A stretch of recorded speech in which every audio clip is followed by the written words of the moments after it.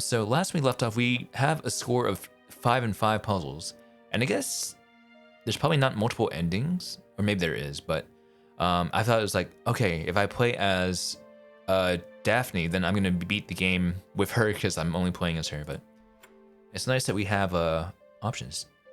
Tin with postcard pieces. An old cut-up postcard. Am I not allowed to take it? An old cut-up postcard. Do I have anything in my inventory? Cut up postcard. A knife? What's that you got there? A knife! No! No, okay, we don't use a knife on that. Cut up. Oh, tape? Oh, that's tape dispenser. I don't know if that works. It works! I'll need to create a picture with these squares. Oh, okay. Oh, Jesus Jones. Alright, let's see how we're gonna do this.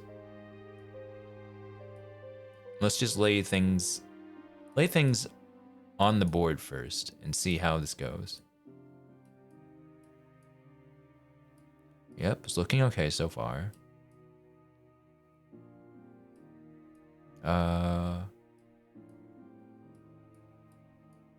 Did it? Yeah, nice. Okay. This reminds me of Daphne and myself when we were little. It might actually be you and Daphne. A black and white horse. Okay. Is that supposed to represent anything? All right. So with Dominic, we have 6 puzzles now.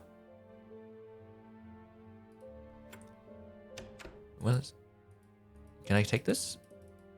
Maybe I have to take this as Daphne. I think that's her name. All right. Let's actually switch to Daphne.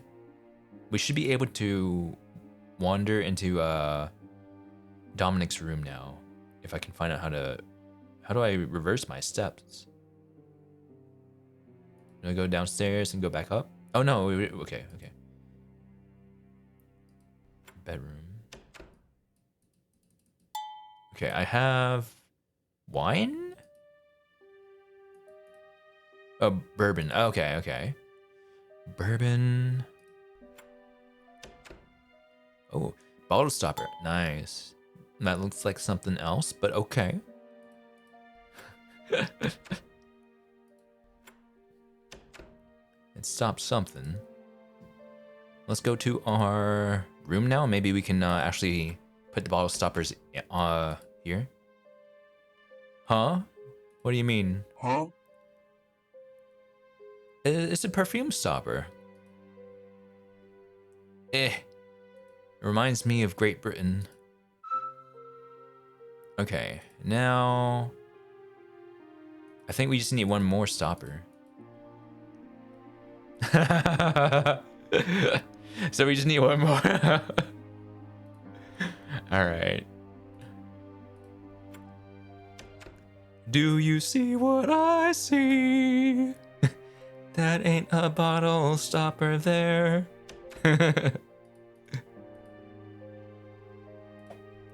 All right, so now where do we go? I'm not gonna disturb Cranmere right now. Grand-mère. Stone. Aha! This must be the stone that Paulina was referring to. Okay, I got a stone. All right.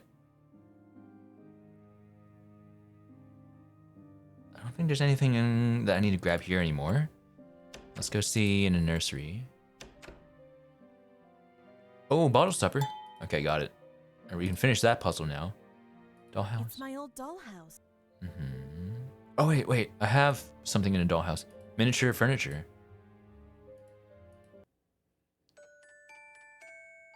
Oh, wait, what? Some of these toys seem to have pairs. Okay. Okay, what?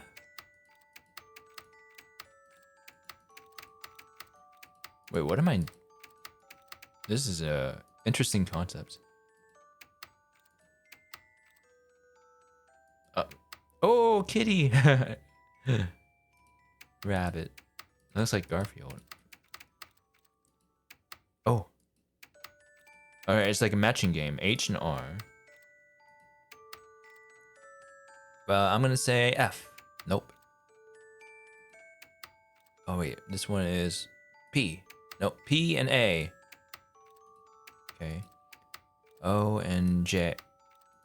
All right, J and. All right, so Garfield. Okay, there we go. H. And then it's like, I think it's up here. Nope. Oh, okay. N and B. Okay. Okay. J and. Nope. J and F. And then we have this one, and then it's this one right here, I think, which is M. Nice. Okay. I think C's an apple. No, tea kettle. And then will be this one, which is. Nope. Probably the one next to that Garfield looking thing. Okay.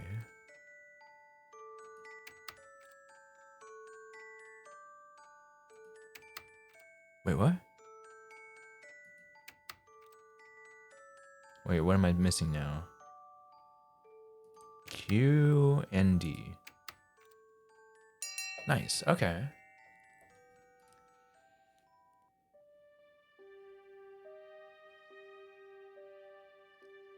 Every once in a while this song comes up like da da da da.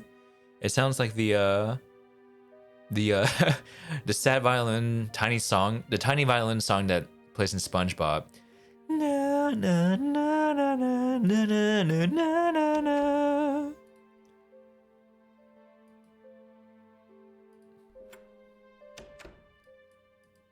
All right, what does this do? We put all these bottle stoppers, the perfume stoppers. Okay. That was a puzzle? Okay. I mean, it was a puzzle, but I thought there was gonna be more to it than that. Those perfume bottles are beautiful. This whole bedroom is gorgeous. Clonmere must have left everything exactly as it was the night my mother left. My mother. Oh, Mama, why did you leave? Why couldn't you stay with me? I don't know. I want to know why.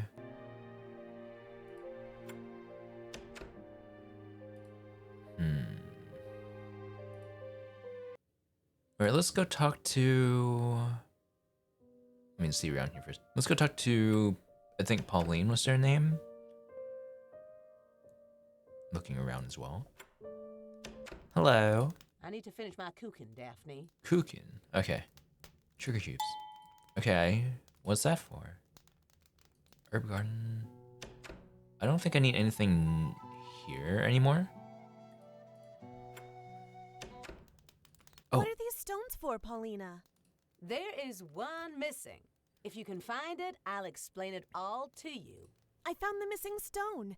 It was in the upstairs hall. I wondered where that gemstone went to. Those gemstones are used for divination. Ooh, okay. Throwing of the stones is a practice that seeks to foresee or foretell future events by the interpretation of omens or by the aid of supernatural powers. Well, I'm ready to give it a try. How do I do this? Add this stone to this bag of stones I'm giving you. Shake it up and then toss the stones out against the stones on the floor. All right. You may have to align the stones by direction. North, south, east, west, and center. Okay. The north represents future influences. The south, past influences. Okay. The east, helpful elements. The west, obstacles. And the center, present situation. Okay, okay. I think I understand it. So north is what you're looking forward to. South is behind you, kind of. East is like helpful elements. West this is in the left, is obstacles. Okay, okay. You will know what to do after you toss out the stones. All right. Thank you. Do I need to combine it in my bag? Yes, okay. And now we grab this. Oops, not the sugar cubes. Grab this. The topaz is left of the garnet and right of the citrine.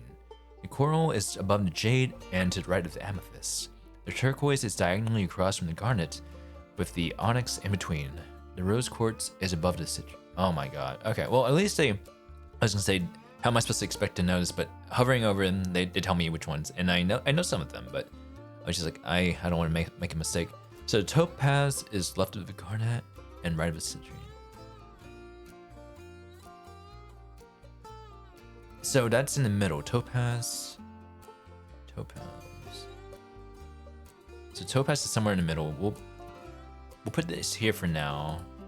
The coral is above the jade and to the right of amethyst. Coral. Alright, coral is above the jade. Okay, so that's probably at the bottom then. Let me take everything out.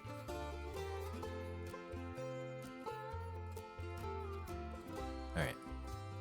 So coral is above the jade.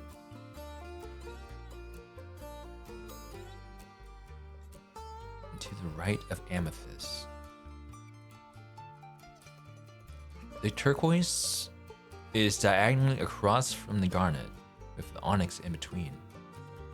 Ooh. No, then I did something wrong. Oh wait, hold on, no.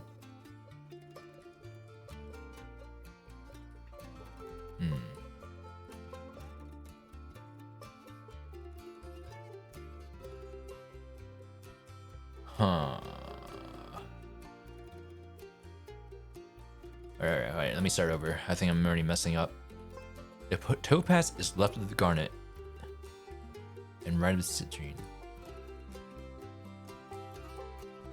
Okay.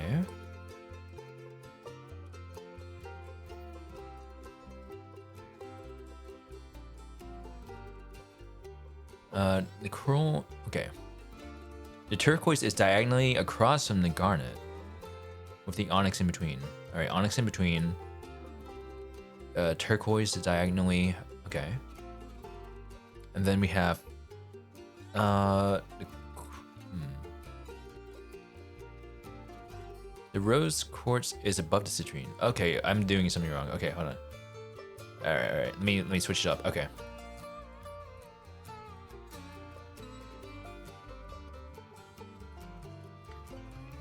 Topaz is left of the garnet. Okay, here we go. The coral is above the. Okay. The turquoise is directly across from the garnet, with the onyx in between. The rose quartz is above citrine. Alright, so then we have amethyst here, and coral above the jade. There we go. You shall have resolution and the ability to finally understand all the levels of the situation. You will acquire transformation and awareness. Okay. I need to finish my... Okay. Finish your cooking. Let's see. I think I'm gonna switch to Dominic real quick. Catch up on some puzzles. Library. I'm not sure there's anything new in the library we need. Bedroom. I think we're okay. Let's go see if we can find anything in Daphne's bedroom.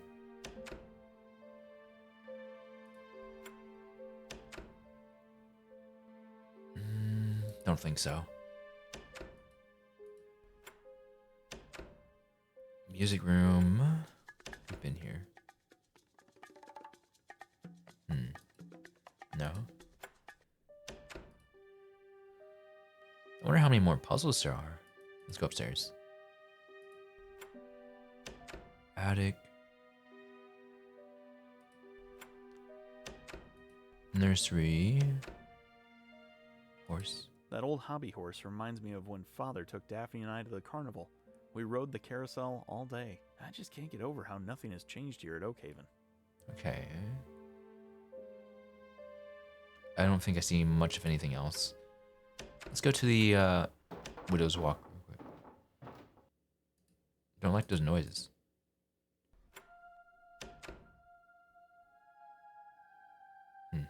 Okay.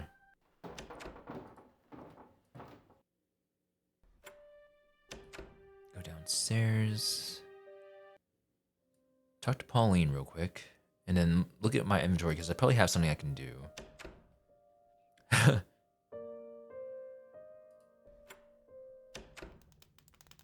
Alright, Pauline? I need to finish my cooking, Dominique. Cooking!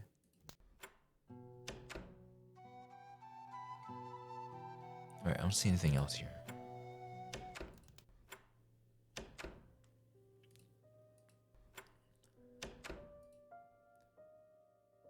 Parlor. Alright, I have the parlor.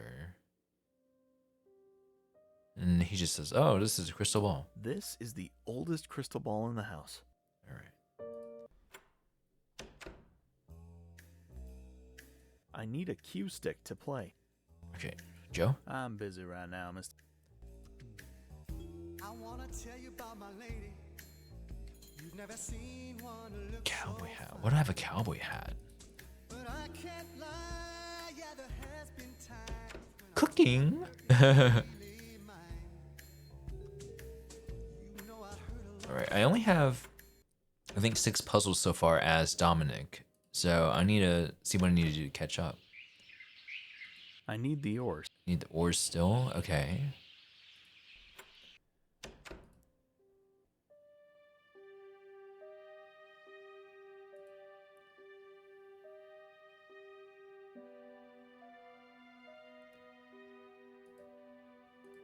Alright. Pickle jar. I don't even know what to do with pickle jar.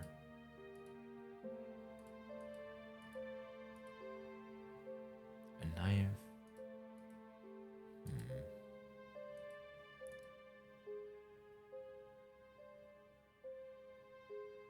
Let's see. Let's go back to Daphne. Maybe I can talk to Mr. Man here. Did you find all the ingredients?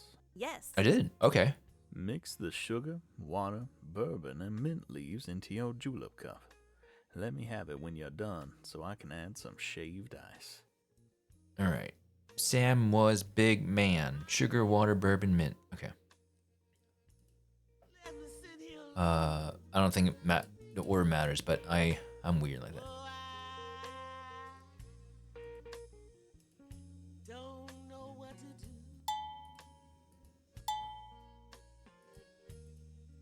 Big man. Okay, then I can take this. Hello? You made it perfect, Daphne. I know that you will enjoy this. Okay. Man, Daphne is smart. I'm busy right now, Miss. Okay.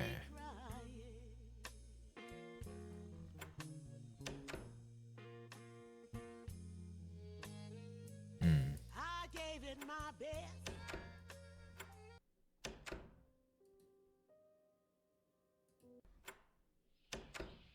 I can't get any.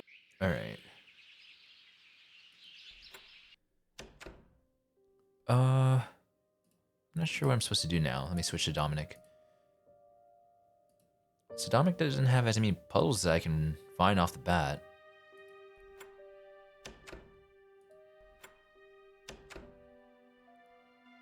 I don't think there's anything in the bathroom anymore.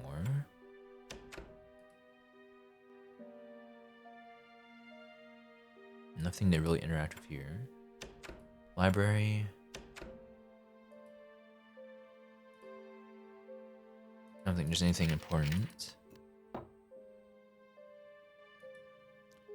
Symbols and talismans. There's something about the gree. I just don't know what I'm supposed to do with it. Alright. So 3 cloves of garlic, a pinch of burnt cinnamon, and a teaspoon of crushed cloves. Alright, how okay.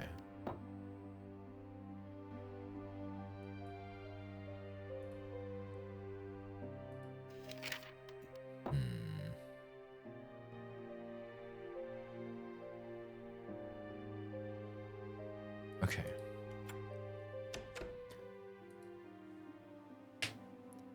I'll let Aunt Simone. I feel like there should be something in the bedroom here.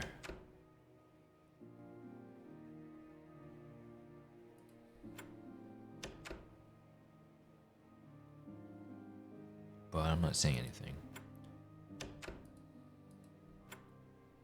Music room.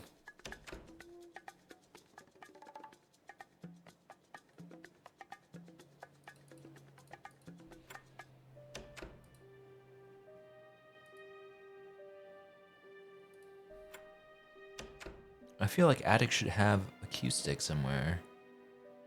Or something important. We did chase a rat out.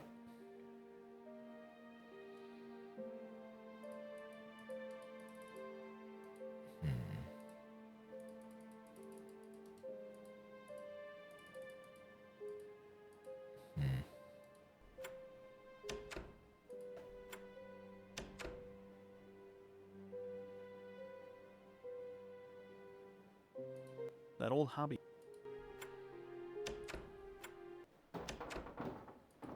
Alright, let's go out. I may be jumping into that water later if it stays this hot. Okay. There's really nothing to remark about.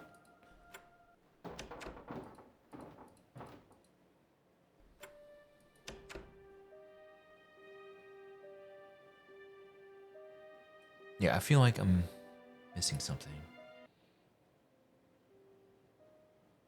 Living room.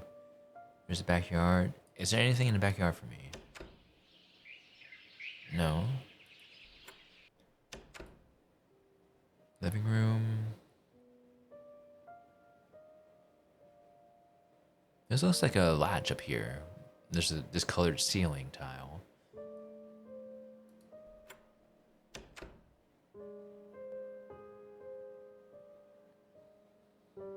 Alright, kitchen.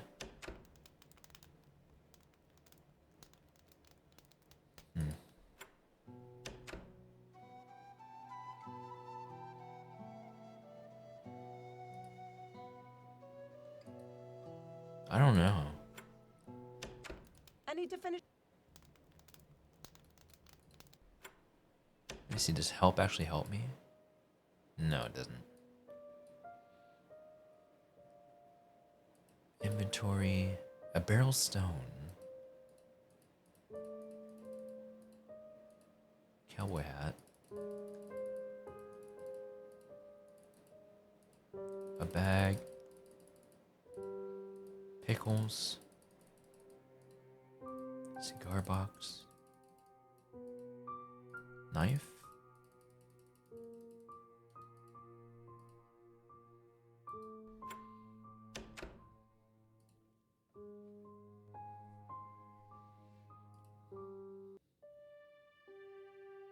I'll let Aunt Simone.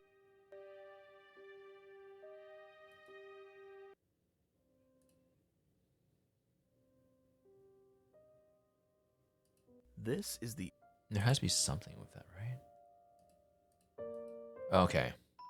This looks like Oh, some no. history questions. Never was my favorite subject. Uh-oh. New Orleans is known for its famous Mardi Gras celebration. Mardi Gras, an ancient tradition that originated in southern Europe, celebrates with food and fun just before... Lent? Okay, thank you. I'm like, I just know it's Fat Tuesday, that's all I know. Thank you. I don't know anything about stuff. Louisiana was named in honor of King Louis the... I think it was the 14th. I don't know. Because I searched the meaning of Mardi Gras and saw that. Which Louis is it? I think it was probably the... I don't know why I said the 14th. That's my gut reaction, but it's probably like the 12th or something. I'll try. Did I get it right? Am I smart? I don't think I am, but... Oh man, I'm actually kind of smart for one time in my life. Lake, pond, Chartrand Causeway is the longest continuous bridge over water in the world. The causeway connects Metairie with Saint Tammany Parish on the North Shore. The causeway is, I don't know. I forgot. I think it was 24 miles. But I'm scared. I'm probably getting it wrong. I got it right. Oh my god, I retained some stuff. He and his men would capture whatever they could from other ships, then hide and smuggle it up through the swamps and sell it in Maritaria. They would steal gold and weapons. He offered flints, gunpowders, rifles, axes, and men to Andrew Jackson, which helped in winning the War of 1812. Jean Latif. Whoa! Brew Bridge is known as the blank capital of the world. Oh, I actually don't know this one. I mean, I don't know any of the alligator, crawfish, Cajun capital, swamp capital. I am gonna get this wrong. Let's go with swamp. Incorrect. Cajun. Okay. Wait, I don't know if I got that right or it just took me to a different question. Marie Laveau was the voodoo queen of New Orleans. Her powers included healing the sick, giving generous gifts to the poor, and overseeing spiritual rites. She was also known for her involvement in black magic. Her voodoo was practiced in blank large numbers, maybe hundreds, of all classes and races. Her voodoo was practiced in blank large numbers, maybe hundreds of all classes and races would attend the sensual rituals, where blood of decapitated roosters were consumed.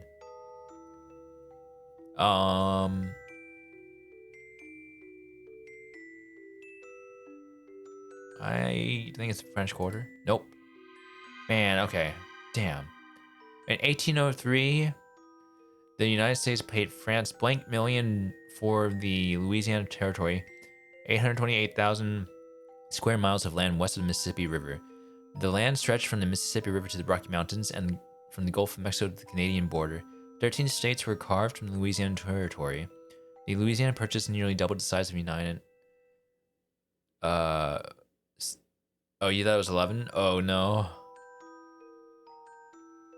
Maybe we go to the closest one is 10? No! I'm so bad at history, guys. General Pierre Gustave Toutant blank was one of the leading generals of the Confederate Army. He was the man who gave the order to fire upon Fort Sumter in April of 1861 and to start the Civil War. His house still stands today. Some say that sounds of gunshots and cannon fire filled the air. The sounds of screaming and men and horses howling in agony as the battlefield of the Civil War are recreated inside the walls of the house.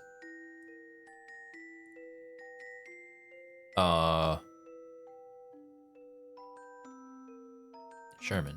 Fuck. Okay, I need to study. St. Joseph's Cemetery is the only known United States cemetery facing north and south. Okay, I got one right, finally. How many? Spanish moss is a epiphyte. It requires another plant for mechanical support but does not take its nutrients from other plant as opposed to a parasite. A favorite host is the oak tree, another is the cypress tree. Spanish moss grows draped over tree branches with stems that can be as long as 20 to 25 feet. It's been used to all the above. Yeah, it's usually all the above. Louisiana is the only state with a large population of Cajuns, descendants of the Acadians, who were driven out of Canada in the 1700s because they wouldn't pledge allegiance to King of England. True. How many more questions? In early Creole days, more duels were fought in New Orleans than any other American city. Creole honor was a thing of intricate delicacy. To be offended by a word or glance. The majority of these duels took place at the Dueling Oaks. These trees are located in I don't know. Fuck. How many more questions? Since 1835, the New Orleans and Carlton line is the oldest street Yeah. Okay. Baton Rouge's flag is a field of blank, representing the great Indian nations that once inhabited the area. Crimson.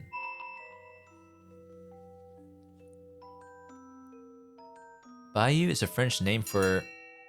Oh, I'm done? Thank God. That was torture.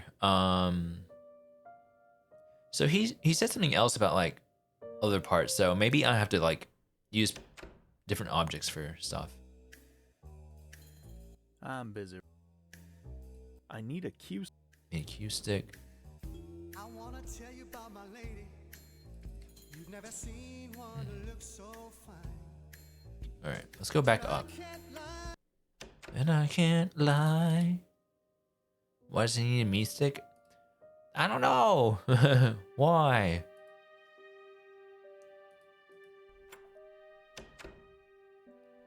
All right, let's see. Do we use a knife here? Oh, cowboy hat. What about this? It looks to be a slider puzzle, in which I'll have to move the squares to form a picture. Oh no. Okay, wait. Okay, wait. I can do this now. I think I know how to do this a lot better now. I just need to know what goes on top, or what the 1, 2, and 3 pieces are.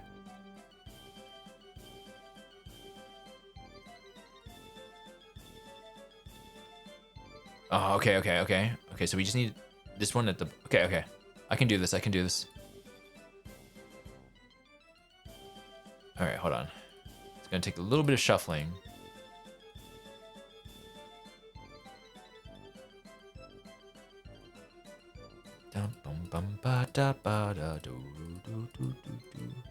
Woohoo!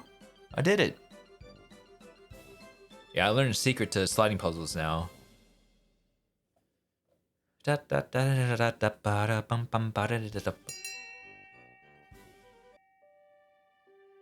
let's see what else I can interact with, because I didn't know that meant, like, when he clicked on it, that meant that it was important. So you're a cheater! I just know how to do stuff after dying so many times and taking like 40 minutes on the puzzle for Seekers Can Kill when I first played it. Alright, what else was there that I can interact with that he made like note about?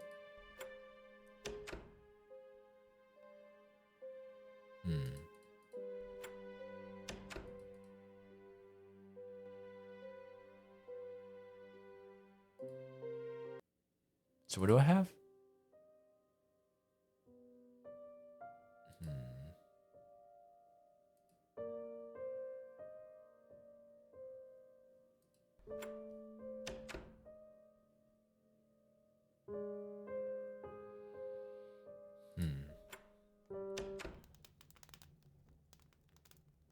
You guys practice your cooking?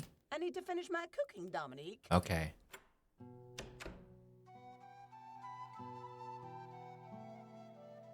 I'm a little confused where to go now.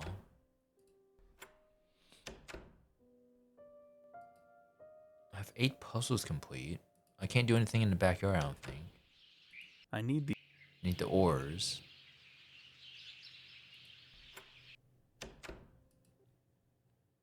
Alright, so I have a cigar box. Gree. And a knife and some pickles. A pickle jar. Anything? I need a... Pickles. Wanna tell you about my lady. Cigar box. You've never seen one who looks so Gree. But I can't lie. Knife. Yeah, there has been times when I wonder if she's really mine. You know, I've heard a lot of stories.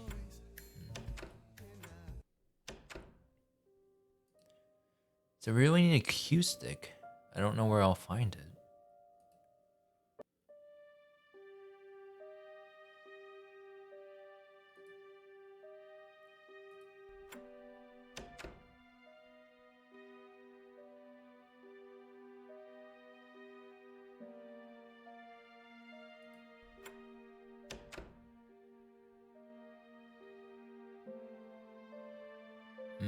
Let's switch. Maybe I can do something with Daphne now. Parlor.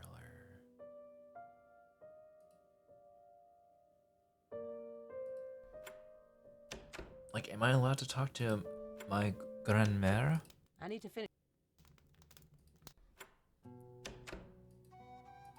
Golden seal is Teacup. Peppermint leaves. Teacup. Grandmama, why do you hate us and don't want to talk to us? Yeah. Let's see. I wish there was a checklist, though. I'm not gonna disturb. So we have a teacup.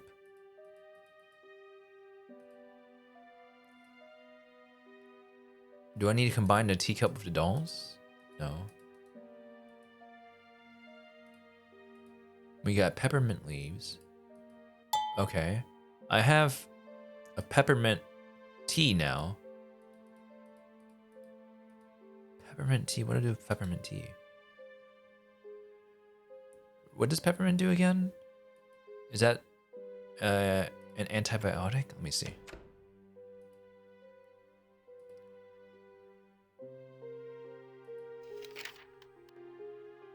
Indigestion. Okay.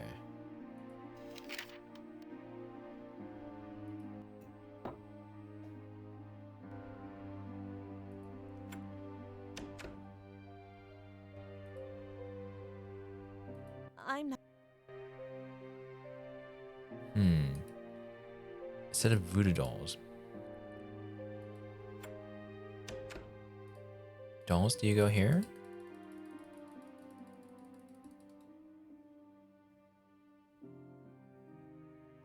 I gotta see what else I can click on. So that's like the telling of the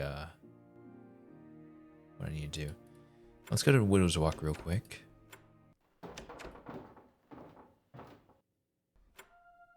The water is so lovely to look at.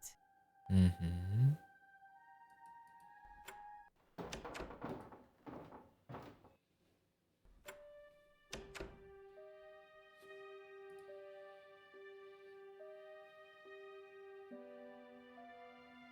I don't think there's anything in the music room for me.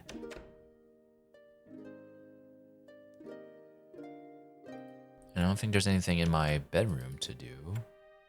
I finished that puzzle.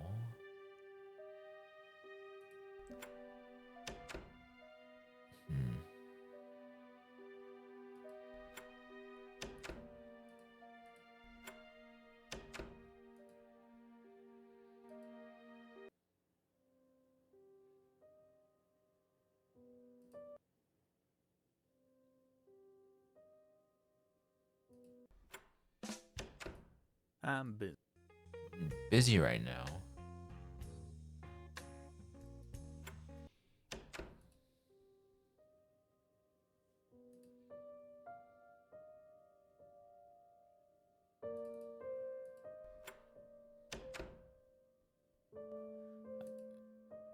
Voodoo dolls. You need any? I don't need that. Oh, okay. You need any? I don't. I don't know you. That's my purse. I'm stumped. Let me see. Do I give any of this to this guy? No, he doesn't even say he didn't need that.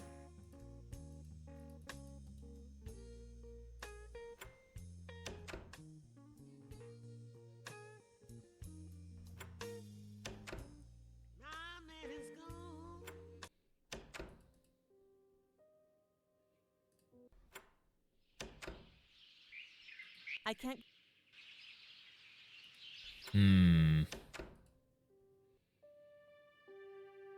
I'm not. Yeah, I'm feeling like I'm missing something seriously.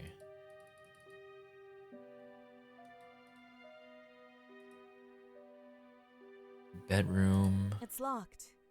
I'll have to wait until he leaves. I'll have to be quiet. This is one game you won't beat me at, cousin. Okay. Well,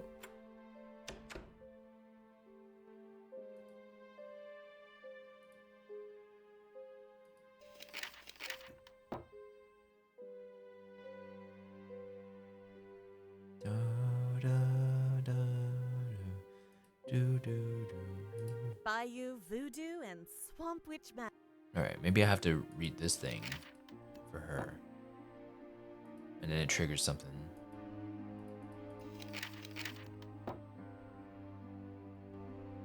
But was there anything I have to do with the dolls or something? Let's see.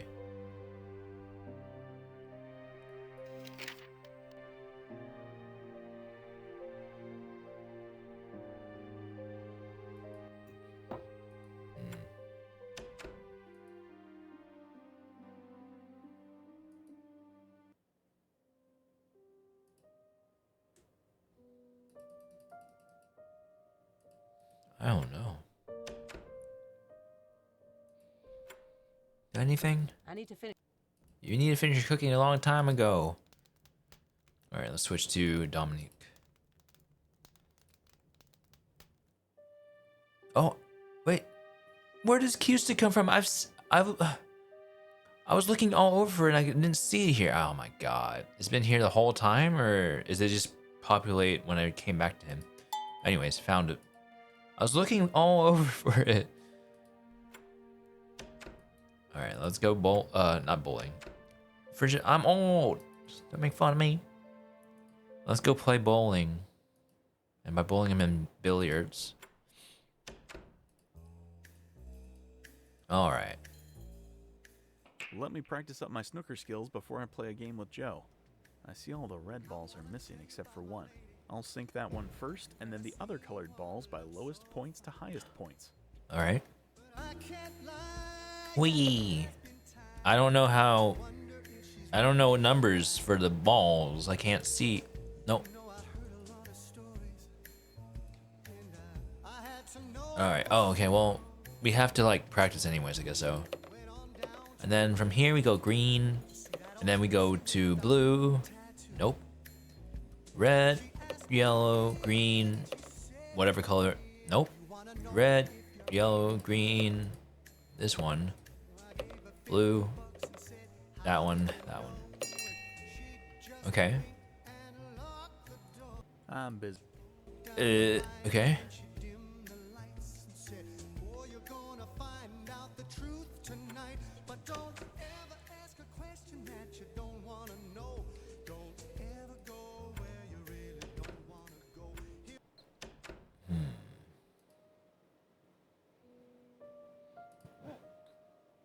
A knife, a pickle jar.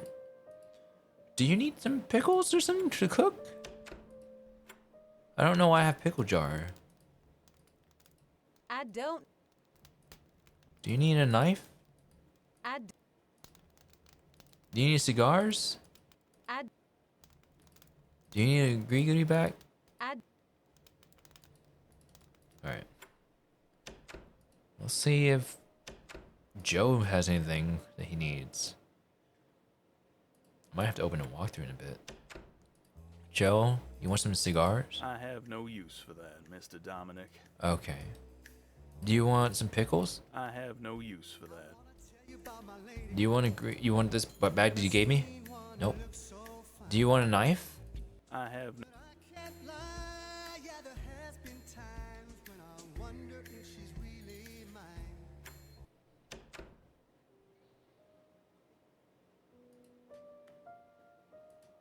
So we should be tied on scores. 9 and 9.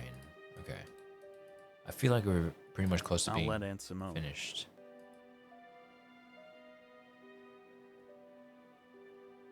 Bedroom.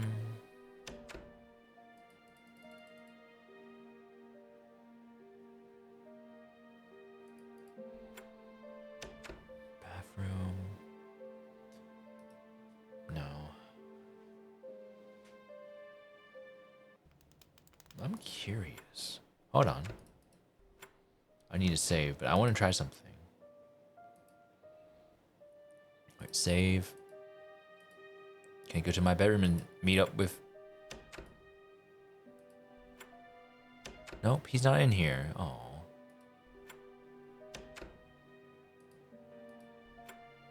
Alright, let's go try his room. Hopefully he's... Okay, he's not there. Good.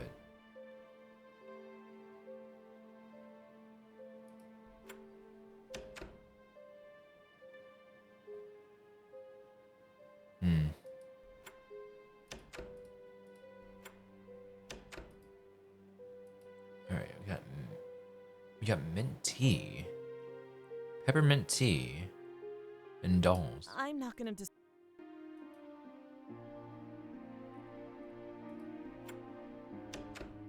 Peppermint tea and dolls.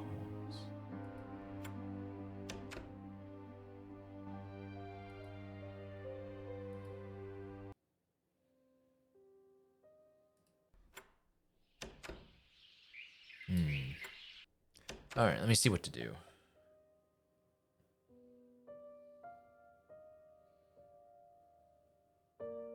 Intrigue at Oakhaven. Oops.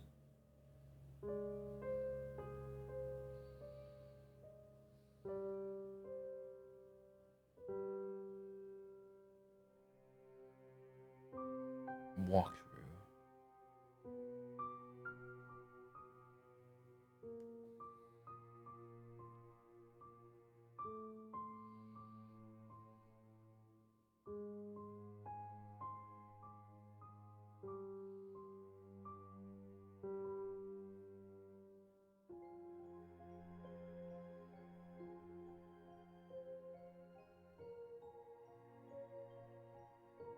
Wait, okay, what?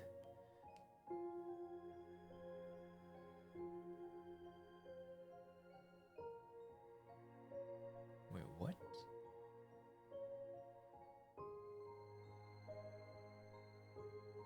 Don't you just put it in a parlor, maybe? Alright, let me see everything else. Mint julep, portrait.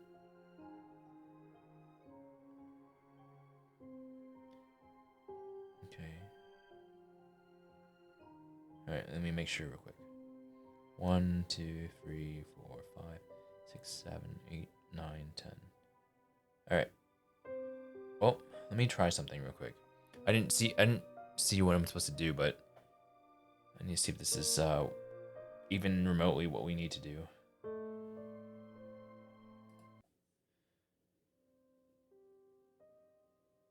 Oh my god. So I I navigated. I was like, what do I do? Okay, well, here's some teacups here. These are such beautiful teacups. There are so many herbs that can be put in tea that have medicinal value. I have my own favorite. Okay. Let's see. It looks like I need to move these herbs and find the correct remedy. Oh, I can do Jesus. this by moving the herb into the correct remedy box. I can go to the herb garden off of the kitchen if I need help. There is a book in the library about herbs also. Okay. Let's see.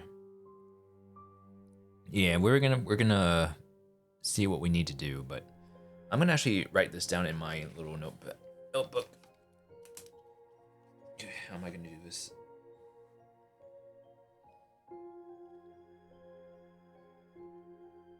Sore stomach.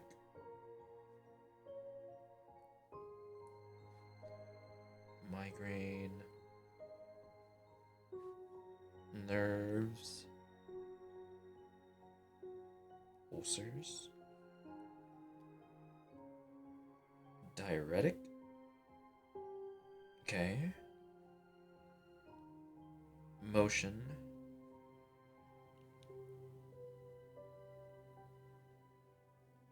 Liver. Toxins. Immune.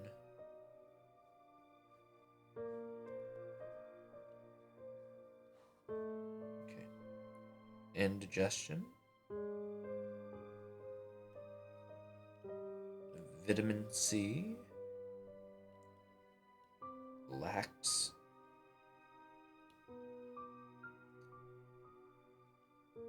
Morning. sickness.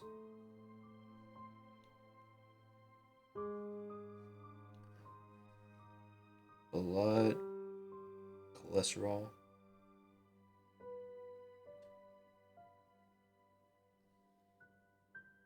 PMS.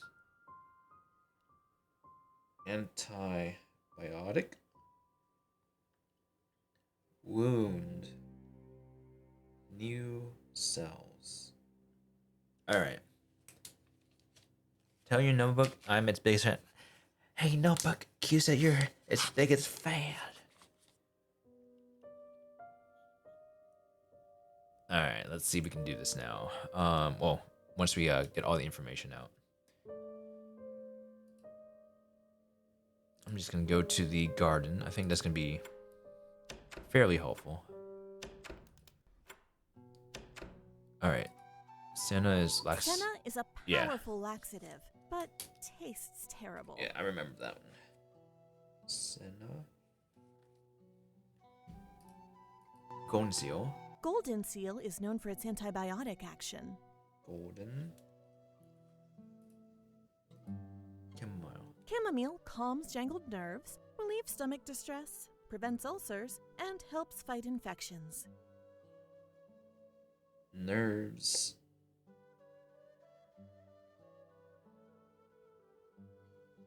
Wait, what? Oh, nerves and ulcers. Wait. Yeah, okay. Chamomile. Hey, Notebook, you're your biggest fan. Don't make fun of me. Comfrey contains allantoin, which promotes the growth of new cells and gives it value as a wound treatment. Comfrey.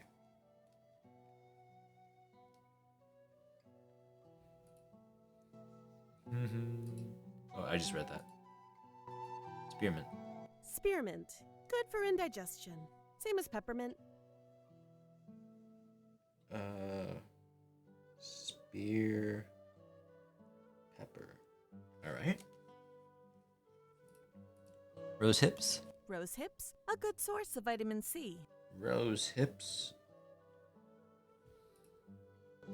Peppermint, same thing in addition. Peppermint, my favorite. Feverfew. Feverfew's value is in preventing migraines and is quite bitter. Alright. There's only a few that I don't have, but I think we can hopefully actually hold on, there's a few over here. No, there's not. Okay. So hopefully I can kind of process elimination it. Let's go back to the parlor.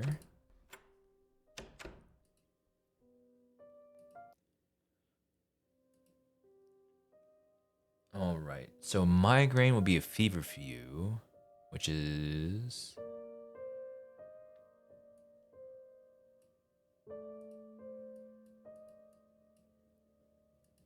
Okay. Chamomile.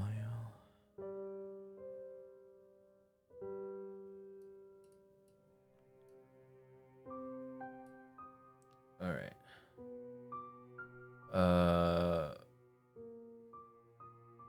Indigestion is, what is it? Peppermint and spearmint.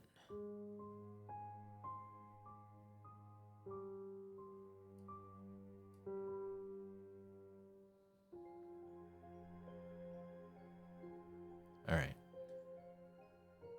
Senna, where's Senna? Laxative.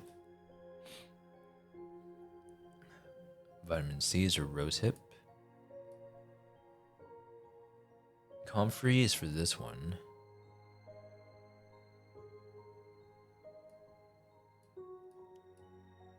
Antibiotic is golden seal.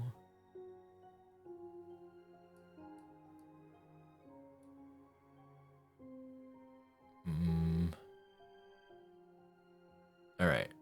So then I just don't have these ones.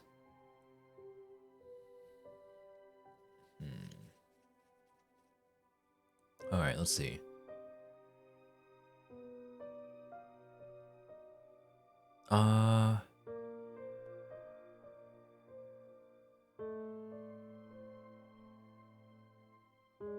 Ginseng, raspberry.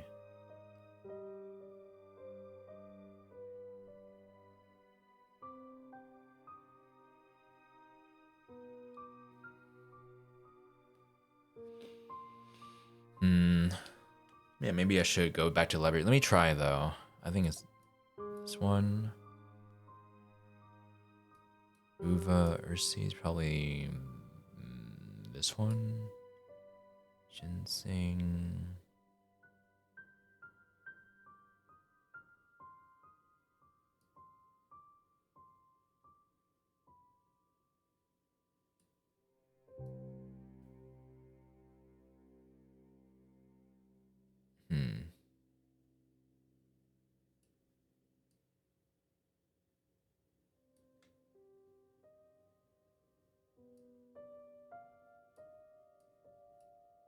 Nope, okay.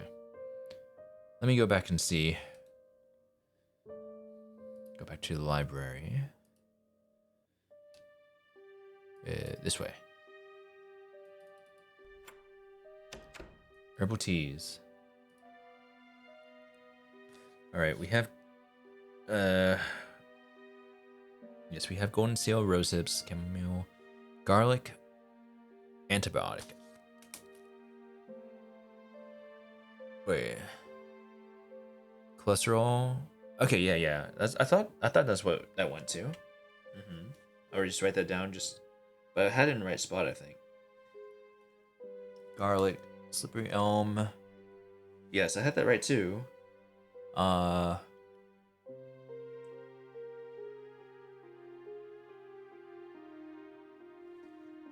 So far I had everything right.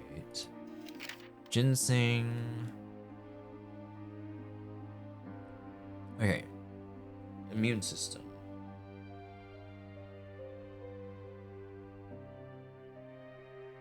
Where's...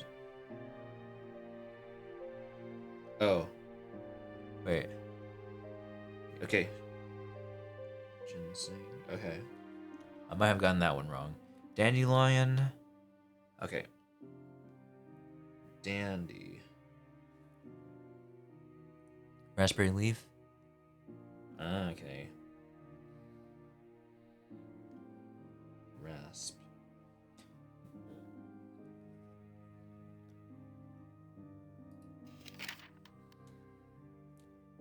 Okay. Uva. Ginger. I think that's everything we need, so let's go back.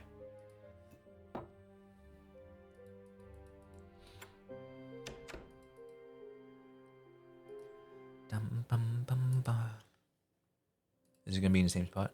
Okay. So motion is right. Diuretic is the uva one, which I put right here. Raspberry is motion. That one. Ginseng goes here. Dandelion goes here. Nice. Okay. Yeah, only a couple mistakes, but we did pretty well. So now, what do we do? I think we have all the puzzles solved for Daphne.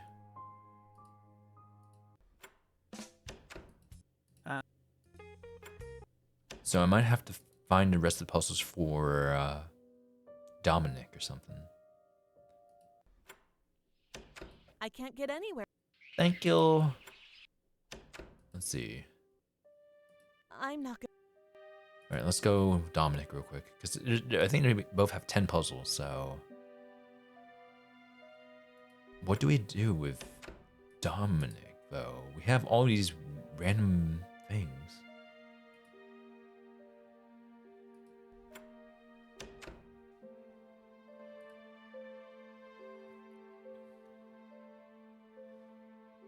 I'm guessing there's like a puzzle per room.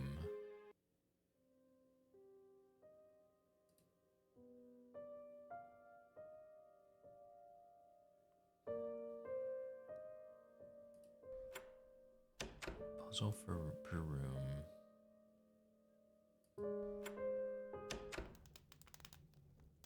maybe not. What do I do? I need to finish.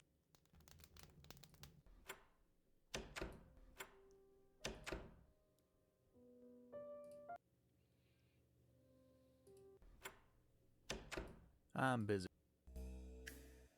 All right, let me see what we do with Dominic. I wanna tell you about my lady. You've never seen one who looks so fine. But I can't lie. Yeah, Okay, that one. One goes jar. you know I heard a lot of stories. Have to go to the I had to know kitchen with the jar? went on down to the river. What? Let me see. What am I supposed to do with it?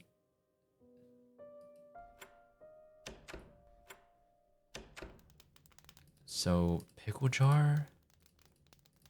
Oh my god. That's so hard to see, guys. I wouldn't have known. See? We're supposed to put the... There's a missing jar thing up here. We're supposed to put the pickle jar up here. Oh my god. I would have never gotten it without the walkthrough. I'll need to unscramble these letters to make a word that is a spice. I'll need to click on a letter and then click on the jar I want to move it to. I need to make a word that is a spice? Cinnamon. I can do Wordle or whatever this is. It's cinnamon, yeah. Cinnamon.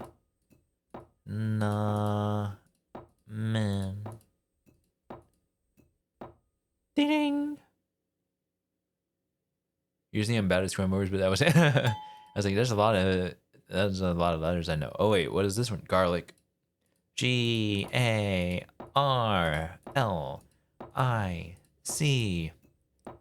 Yummy. Ding. Okay. Cloves. Cloves.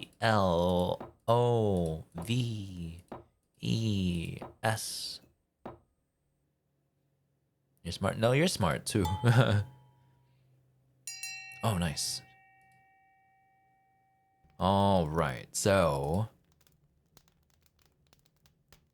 I need to save.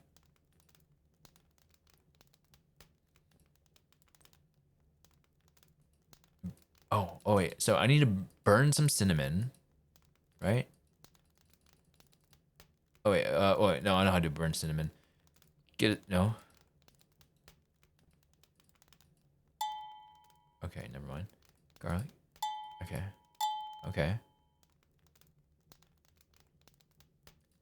Now, I guess I talked to the guy. Joe? Hi, Joe. I have this I have no use. with spices. Okay. What do I do?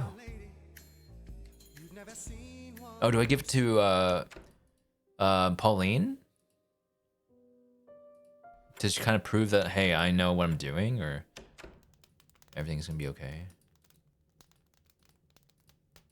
I don't. Okay.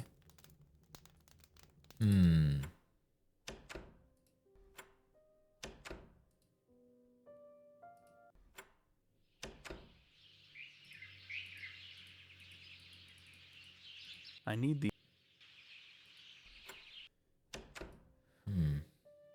I'll let in.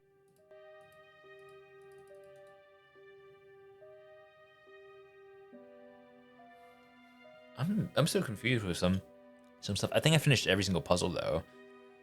Let's see.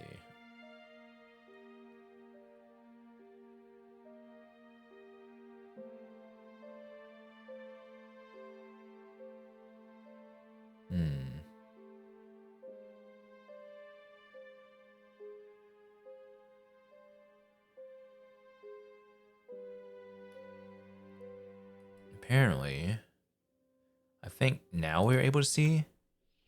Okay, now it appears. Okay, I didn't see it when I came back here. I was just so fixated on the dock. But all right, now it's here. All right, acquired the ores.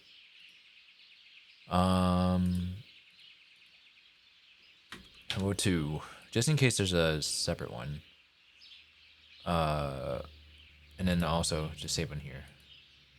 But we're gonna go over there.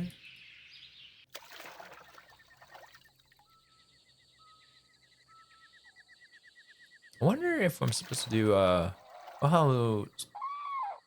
How are you? Yeah, I wonder if, oh shit. I don't know which way to go. I'm gonna go right. But I wonder if I'm supposed to have Daphne do stuff too.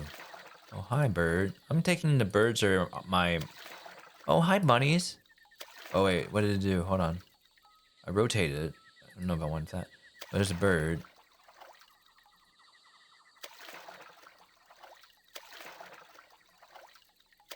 Oh, I'm back where I started. Okay, let's go left this time. Hey, buddy. What you been doing since I've been gone? Oh, hi, alligator.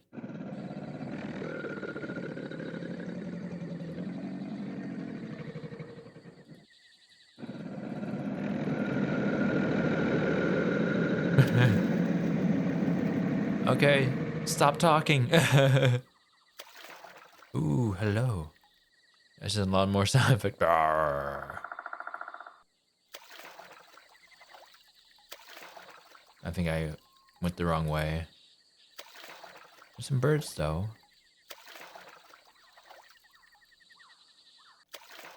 Oh, it's getting darker. Uh-oh. Oh, hello. Hold up there, fellows. You know me, remember? I don't think talking to alligators are gonna stop doing anything.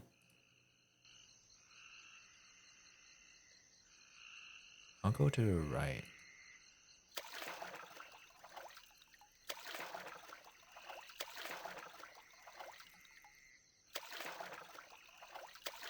Oh, hello. Let's go to the left this time.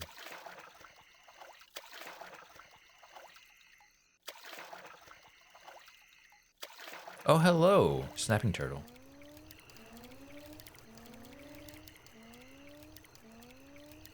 Let's go to the right. I don't know if there's... Oh, hi, possum. I don't know if there's a tell that's like you're going the right direction or not.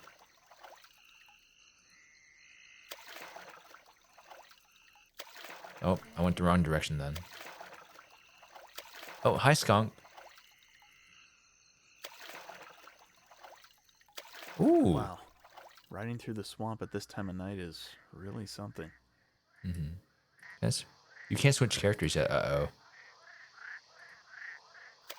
I sure hope that boy doesn't decide to drop as I go past. All right, Mr. Snake. Let's go. I guess I can't go to the left. I'll go to the right.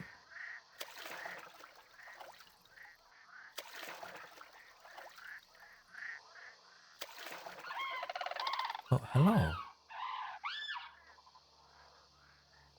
Wait, which way do I go?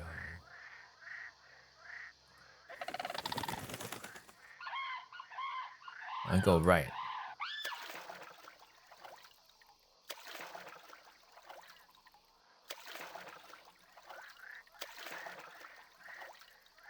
Ooh. Finally. I've been turned around and lost for so long. All right, let's go. Nothing bad's gonna happen. Well, here goes nothing. Here goes nothing. Man, these wretched mosquitoes are killing me. Hello. Please have a look around first, and then we can bargain. Okay.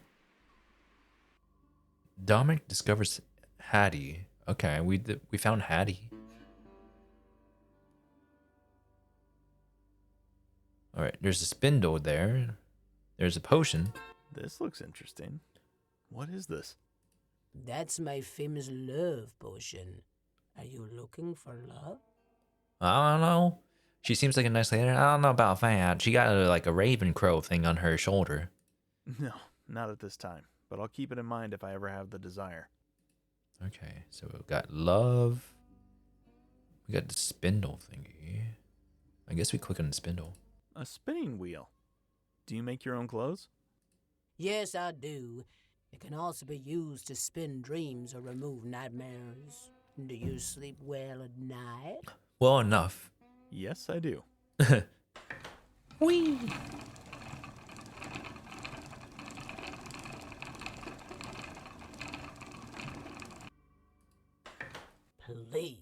look around.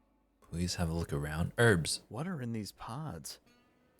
These hold very powerful herbs. Some of them brew a great tea. Would you like me to make you some tea? Some tea? No, thank you. No, I don't want any tea.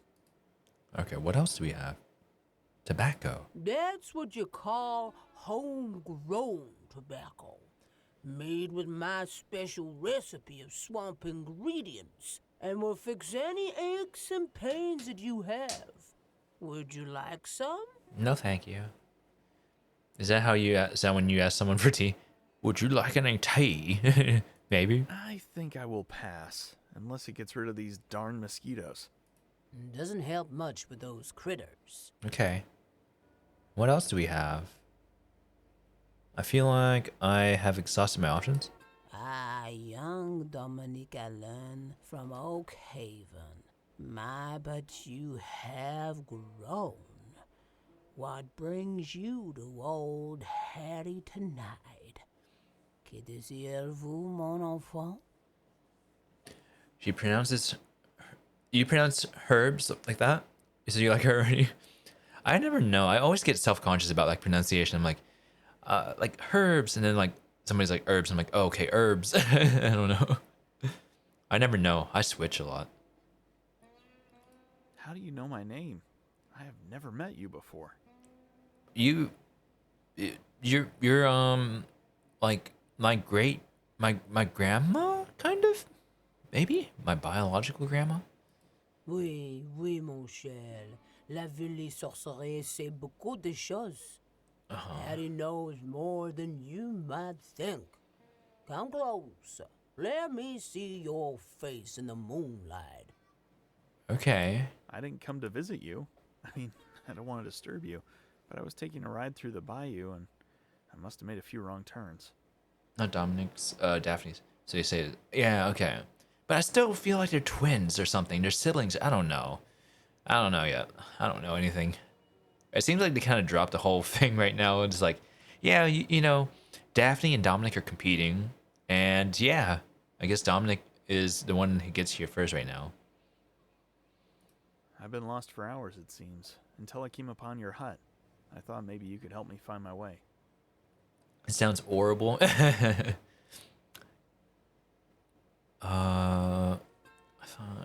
Find me. Mon Dieu, tu ressembles à un garçon que j'ai connu il y a plusieurs années. You remind me of a boy I knew long ago. Uh-huh. So let's see. Do I remember French enough? Probably not. My God, you resemble a man or sir that I knew long. Yeah, pretty much. You remind me of a boy I knew long ago. She translates, but I just was like trying to see if I understood it, and I could kind of without even the actual English. Tell me, how is your father? He has not been to see old Harry for quite some time now. Yes, Dominique. I knew the man who adopted you. The one you call father. Es-tu étonné? Est-tu étonné? Yeah, because he visited, like, my adoptive father came to visit and stuff. Yeah, I'm adopted. Like, because, like, and so is, I guess, how did I miss this? It was, like, very briefly touched upon, like, it's like, oh, yeah, you know, he might not have been, like, my biological father, but he, you know, raised me like his own, so he's my father, or something like that. So I don't know. So that's why, you know, like, both, Dominic's father, or, you know, adoptive father, and then Daphne's adoptive mother, you know, had them. Or her adoptive mother was, I guess, her aunt or whatever. But yeah, I was like, are they siblings or twins? Separated or not separated? Or, but like, you know, purposely separated? I don't know. Many were the nights he came to me to fix a cure for himself or a love potion for his latest conquest. Ooh. Old Joe was right. He told me about you and your ways. Joe did tell me that my father came to see you often. He swore by those potions you gave him. Mm-hmm. He could use one now. He's had a stroke. Do they really work? Ah, Dominique, you are wise indeed. Old Joe knows much. You would do well to listen to him. But know this. If you question, then you do not believe. All right, maybe I'm a skeptic then. If you do not believe, then there are no potions that will work for you or Alexander, chérie. Vous savez, mon cher enfant, la vie n'est pas toujours ce qu'elle semble être. Okay. I believe you can show me something from my past. Yeah, what? Yes, I can give you a piece of your past. I need some simple ingredients and a gift for the deed. Do you have something to offer me, Dominique Alain? Yeah, what? Hello, too. What do I have? You want some cigar box? I see you noticed the tobacco hanging from the rafters. I do love a good smoke, especially when it is rolled so nice and tight. Was I supposed to give you the gree? Now, I will need a mixture of cinnamon, garlic, and cloves. I already oh, okay. I need a mixture of spices. I have that. The gree. Très bien, mon enfant. You have done very well. You are more Yeah. like your papa than you know. Now, close your eyes and breathe deeply. It's such a cop-out. If the magic doesn't work for you, then it's your fault for not believing. Yeah, it's like, yeah, then if it works, then it works. Because of our, the magic, I was like, no. All right, gotta close my eyes and breathe deeply. When you open them again, you will see something from your past. Oh my god. I'm getting bullied on the playground. Then I will guide you back to Oakhaven. Okay. Whoa.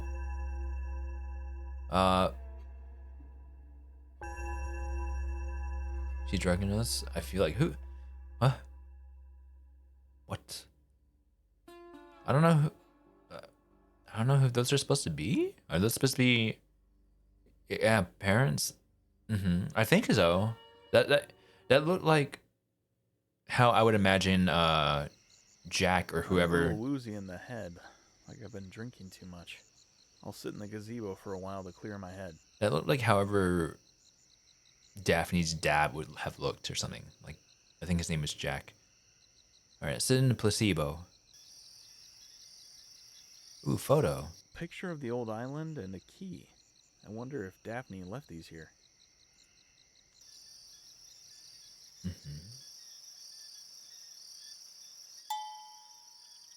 Okay, a key. And a locket. Why?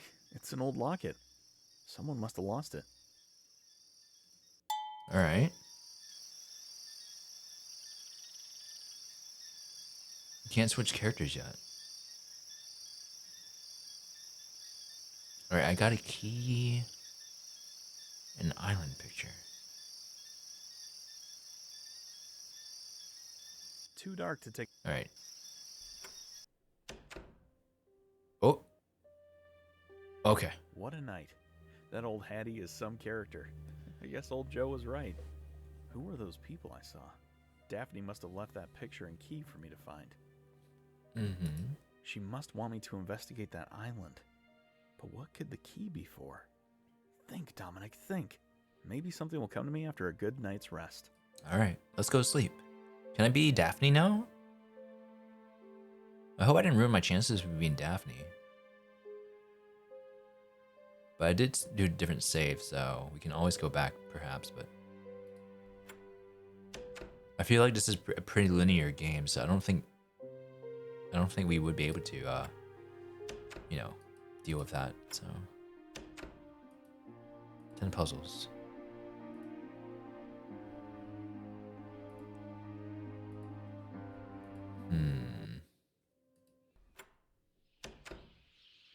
Oh, I can take the oars now.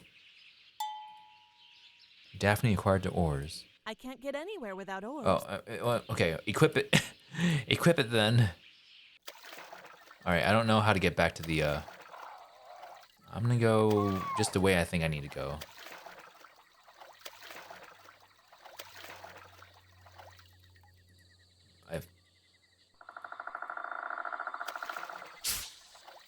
Oh, there's a lot of snakes. Hi, snakes. I think it would be best if you stay up there, Mr. Snake. And your little buddy stays put too. Yeah, get away from me.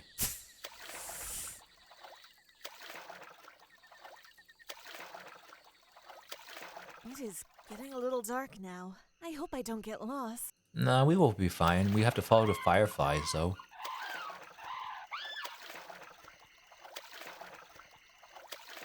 Snappy turtle, we want to go left at. Hi, skunk. Okay, now this is getting really creepy. Mm-hmm. Hello there, Mr. Fox. I know you have excellent night vision and are very cunning. So why are you in my path? Are you here to help or hinder? I think it's here to help. Hi, Fox. All right, we can't go to the right, so we have to go to the left.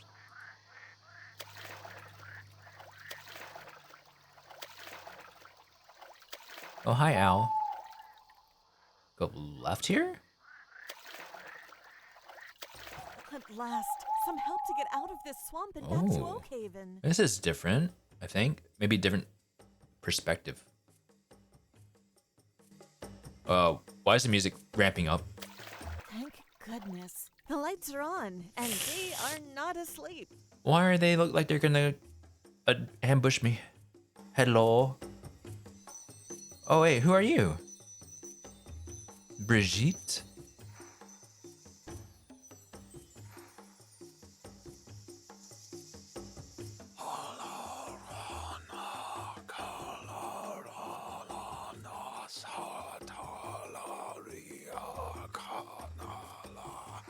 Okay.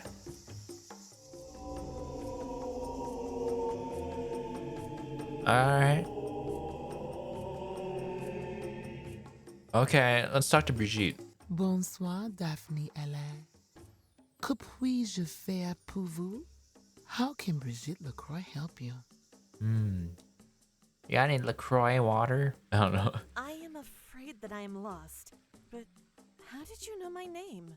I am certain that we have never met before. First impressions, this game would look a million times better if they hired traditional artists and scanned in watercolors in instead of using dodgy 90s CGI art. I think... I don't know how the original was. Like, the original was made in 2006. And then this one is a kind of remaster of it. I think they updated the graphics a little bit, or maybe not. Maybe they made it like high def or able for that, but I don't think they changed the actual art style or anything. But then they added voice acting and stuff like that. But it was just released like I think a month ago or so. But I'm like, I'm very curious. What's going on now? How do you know my name? Ah, but it is my business to know all who live in Terrebonne Parish, ma chérie, and all those who venture alone into the bayous and swamps near Barataria. All right. Especially when their family warns against it. Eh, ma jolie fille? Mm-hmm. I did not mean to venture so far away from Oakhaven, but the bayou was so cool and inviting this afternoon. I was thinking of my... Well, it doesn't matter what I was thinking about, Madame Lacroix. Point is that I forgot time, lost my way, and here I am. Vous ressemblez plus à votre pauvre mère que vous ne la pensez. Uh-huh. Yes, so very much like your Yeah, mother. I look like my mom. Mm-hmm. You have her spirit. I can see that you have many questions. I think this has a lot of charm of his art style. I actually kind of like it. Like, I don't know. I like the retro. It feels kind of like, it feels comfy for me. It feels like, oh, back in the day, there was laptops in our middle school or high school, and we had like those little games. So it's like kind of cozy. Yes, I do. Madame Lacroix, please. What can you tell me about my mother? Ma pauvre petite enfant, c'est un secret que vous seul pouvez découvrir. I cannot tell you more than you already know in your heart. All right. So my poor little child. That is a secret that I can't. That you have to discover or whatever. I guess. All right. Perhaps if you consult La Planche de Sorcière, my witchboard, Which it may help you to find the answers you are searching for.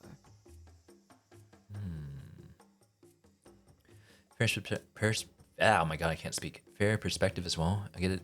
It's all. Yeah, like, yeah. I don't know. It's just it's cozy. But now we're getting this is how we're getting possessed. Yeah, with this witch board. No, thank you. But yeah, I'm kind of scared, guys. What's gonna happen? The switchboard will only answer one question in a sentence. Vous devez prendre soin de la façon dont vous posez votre question. Sure. Once this question is answered, any further questions will result in yes or no answers. All right. Ask a question in your mind and then touch the planchette. It will move to yes or no. All right. When you are finished with your questions, touch your finger to the word goodbye. When you are finished with the witchboard, come back to me and I will grant you a reading from the tarot. All right.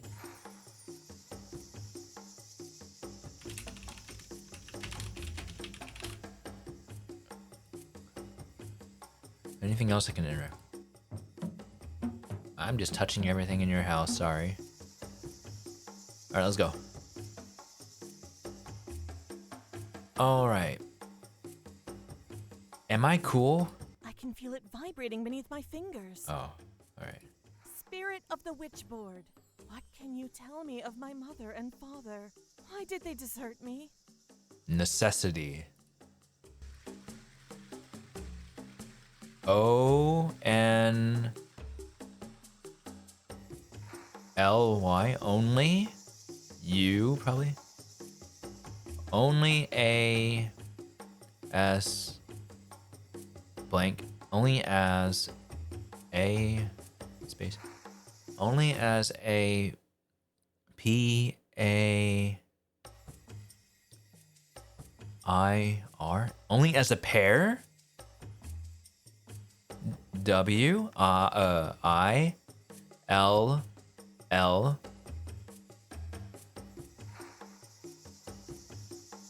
Only as a pair. T-H-E-V-T-R-U.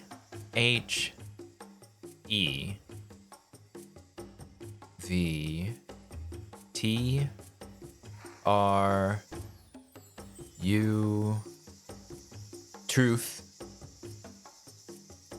Only as a prank. You got it. Truth be. Only as a pair. Does truth be told? Probably.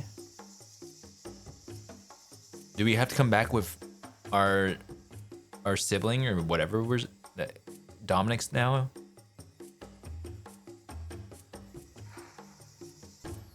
And the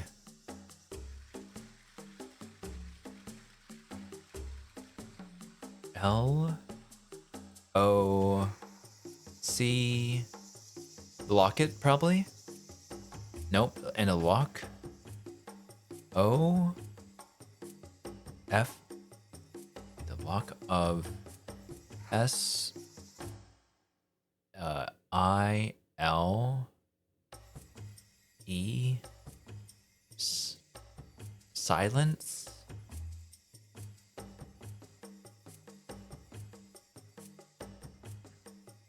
B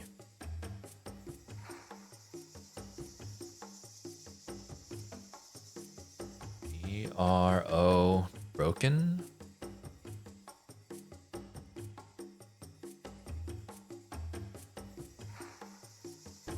Only as a pair will the truth be told and the lock of silence be broken. Okay.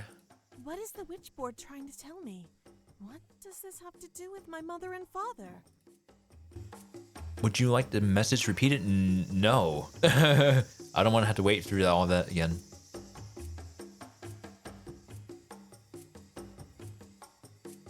I'm ready to answer any of your questions. Ask a question in your mind and then touch the planchette. If you're done, touch goodbye.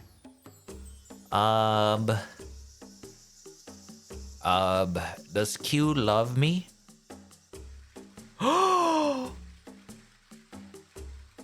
Are you sure?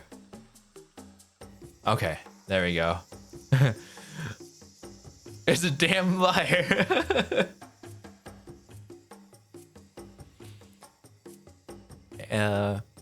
Are things gonna turn my way soon? Yay! Okay. How dare they? What other questions do you guys have?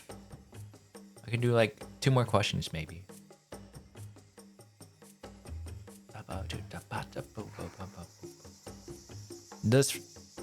Does Frigid love Q? Yeah.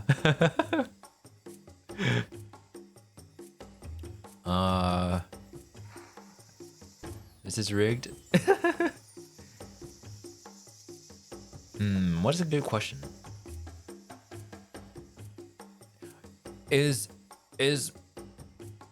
my theory right that who is this guy? Dominic's my sibling? All right, hold on. Would a 2006 Malcolm in the Middle special be good? Oh yeah, it looks like it's gonna be good. All right, I think that's good. Goodbye. Le tarot vous attendant. Êtes-vous prête? The tarot is waiting. What do you give as an offering, ma chère? Oh, 2026. Close enough. What I give as an offering? I have some puppets. Très bien. The dolls are protection against sorcery and magie noire. A splendid offering. Okay. I will now read your cards. When I am done, if you decide to leave, my hoodoo shall guide you out of the swamp. If I decide to leave, I should leave. Do not be alarmed if you become drowsy and do not remember how you got home. This magic is very powerful. La magie blanche peut être très puissante, ma chérie. Yeah. Okay. The origin of tarot cards is believed to have come from Italy in the 14th or 15th century. Others believe that their earliest use of tarot was in ancient Egypt in the form of clay tablets. Through the centuries, how the tarot cards are spread for reading and the interpretations of the pictures on each card have changed. The spreading of the tarot card I will use today is one that I learned from my mother and has been passed down through many generations of mambas in our family. All right. So let's see. 1, 2, 3, 4, 5, 6, 7, 8, 9, 10. Okay, we start with this one then. This card is your present influence. This is the atmosphere in which you are presently working and living. The Emperor. Worldly power, stability, practical, wealth, endurance, dependability, and fatherhood. Oh, fatherhood. This card shows your immediate obstacles. It will show the obstacles which lie just ahead. All right, what is it? Judgment. Ooh, okay, so that's Dominic and that's me. So decision, development, forgiveness, awakening, renewal, and outcome. This card is your specific goal. It shows your ultimate goal and indicates the best that can be accomplished based on your circumstances. The Hermit. Spiritual spiritual enlightenment, caution, solicitude, inner guidance, and withdrawal. Okay. Now, this card is your past foundation. It shows your events and influences which existed in the past and upon which present events are taking place. The Fool. Foolishness, freedom, adventure, carelessness, thoughtlessness, frenzy, lack of discipline. All right. This card is past events. It shows the most recent circle of events which have just passed or are just passing. Wheel of Fortune. Destiny, good luck, fortune, chance, upheaval, fate, and probability. And this one. This card is your future influence. It shows the influences that are coming into being in an expansive way in the near future. All right. The world. Success, completion, perfection, accomplishment, fulfillment, and achievement. All right. Oh. This card is you. It shows you in your present position within the circumstances surrounding you. The Empress. Fertility, beauty, motherhood, fruitfulness, nature, and art. All right. This card is your environmental factors. It shows your influence on other people and your position in life. Death. New beginnings, sudden change, upheaval, death, loss, and failure. Jesus. This card is your inner emotions. It will show you your own hopes and fears. The Tower. Oh no, it's not. Oh, it is the Tower, but the House of God or the Lightning Struck Tower. Chaos, calamity, trauma, deception, setback, abuse, and confusion. It's also Dominic and Daphne jumping out or something. I don't know. I don't know if it's actually representing. I'm just like on a spiel right now. This card is your final result. It shows the results which will be culminated from all the influences as revealed by the other cards. Looks like the Hanged Man. All right, Hanged Man. Abandonment, transition, sacrifice, uncertainty, letting go, trapped. Oh my God. Now for the conclusion of your reading. I'm gonna have to make a choice that's gonna affect me or Dominic, and one of us is gonna live and one of us is gonna die. You are coming into a time of limbo. Being stuck or prevented from moving forward. Remain flexible and willing to let go of things. It's probably time for a sacrifice. Yes? A sacrifice? See, they can't dodge. I hope not. Take some time out and be patient. All right. If you wish the tarot to favor you with another reading, simply touch the cards on the table. I'm okay. Come visit me again, Daphne. All right, can I pass out? So. Let's see if I go to the gazebo. But also, I have no idea what's gonna happen. Back where I belong. So tonight, I got a special message read from a witchboard and had my cards read. So much excitement. I think I'll sit out in the gazebo before going in. All right, let's go. Oh, we got the same thing, except for no locket. Someone left a picture and a key here. How strange. All right, just an island. Ding. And a key. Is that all? Looks like it.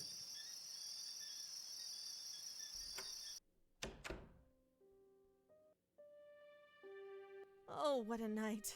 What can it all mean? Who left that picture? And what is that key for? Did Dominic leave it for me to find? Grandmère? I've got to find a way to that island. Maybe the answer is there. But for now, I need a good night's sleep. All right. So why does Dominic have a knife in his inventory? Hope he doesn't kill me.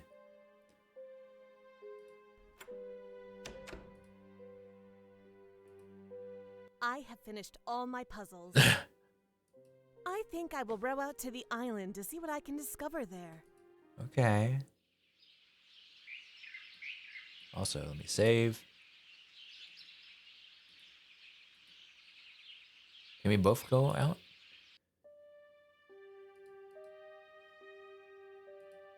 Okay, the puzzles are done. Now I'm off to go find that island. Go together. Oh, they moved the plants to this side now.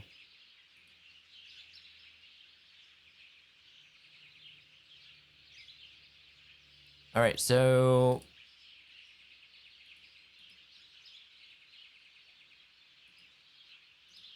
Does it matter who I go with? And what's this key for? Well, probably we get on. We take it to the island, but oh, there's a boat over here. Hmm. Well, I am. I guess I'm Daphne right now.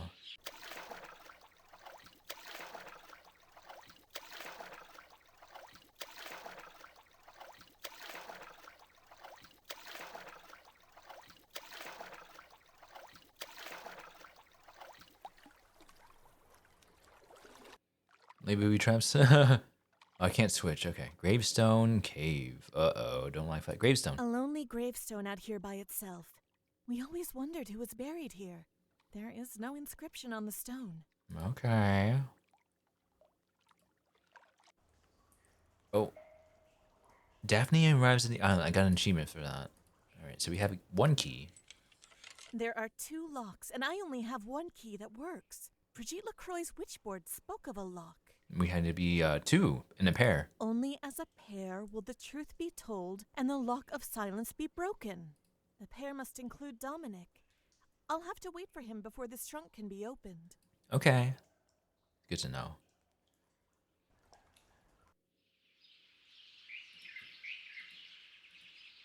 Boat.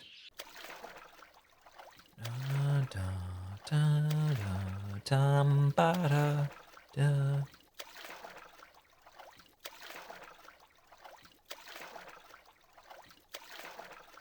All right, let's see. Does he say anything? This may have been one of Jean Lafitte's pirating buccaneers. He was known to have hideouts and business doings here in the swamps. There you are, Dominic. Do you have a key to open this trunk? I opened 1 lock, but it needs another key for the 2nd lock. Yeah, I have one. Yes, I have a key. Well, come on. Put it in the lock. I want to see what is in here. Yeah, all right, let's go. Let me try my key now. Hattie's crystal ball showed me 2 people from my past, a man and a woman. I have this strange feeling I am unlocking my past. Did their parents leave this for them? Maybe. I don't know what else could be so significant about this. There, that did it. The lock opened, but the lid is stuck shut. I need something to pry it open. I got a knife.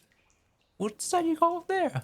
A knife? No! This here was Joe's great-granddaddy's knife. Let's see if it can still work some magic for us. All right. Look, Dominic. It's a diary. Well, don't just stand there looking at it. Take it out and let's read it. All right, let's read it. Dominic, this has to be my mother's diary. That old photo must be my mother. But who's the other one of? Could it be my father? And it's like, it kind of looks like you, doesn't it, Dominic? The mustache and all. They must be, Daphne. Yes, I think you're right. This has got to be your mother's diary. You'd better hold on to those for now. All right, let's see. June 9th, 1975. I saw Jacques Minuit today as I took a boat ride through the swamp. It was around twilight when the swamp lights just started to show and the water holds that special magic I've come to know. I saw him hiding behind a cypress tree watching me. I pretended I didn't see him. I could tell he was at home here on these mysterious waterways. He probably lives in that community that I hear so often from my mother. Why is she always warning me to stay away from these people? I find him absolutely fascinating. I stayed out there longer than I should have. By the time I turned the boat around and got to the dock, it was already quite dark. Paulina is already trying to scare me about being out on a boat at night and how I need to get back home before the sun sets completely. Honestly, you think I was nothing more than a witless schoolgirl with the way they treat me. The swamp lights have never scared me. I think they are fascinating. Jacques Minuit was watching me. Me! He has the most beautiful eyes, so dark and piercing, like the color of midnight. Even though I tried not to look at him, I could still feel his gaze on me. 3 days later, the humidity was so thick that today you could cut it with a knife. It makes me feel like suffocating. June 9, 1975. I saw Jacques Minuit today You're gonna- as I took a boat ride through the swamp. It was around twilight when the swamp lights just start to show, and the water holds that special magic I've come to know. I saw him hiding behind a cypress tree watching me. I pretended I didn't see him. I could tell he was at home here on these mysterious waterways. He probably lives in that community that I hear about so often from Mother. Why is she always warning me to stay away from these people? I find them absolutely fascinating. I stayed out there longer than I should have. By the time I turned the boat around and got to the dock, it was already quite dark. Paulina is already trying to scare me about being out on the boat at night and how I need to get back home before the sun sets completely. Honestly, you think I was nothing more than a witless schoolgirl with the way they treat me. Those swamp lights have never scared me. I think they are fascinating. So, Jacques Minuit was watching me. Me! He has the most beautiful eyes, so dark and piercing, like the color of midnight. Even though I tried not to look at him, I could still feel his gaze on me. June 12, 1975. The humidity was so thick today you could cut it with a knife. It makes me feel like suffocating. The only place I think I can breathe is on the water.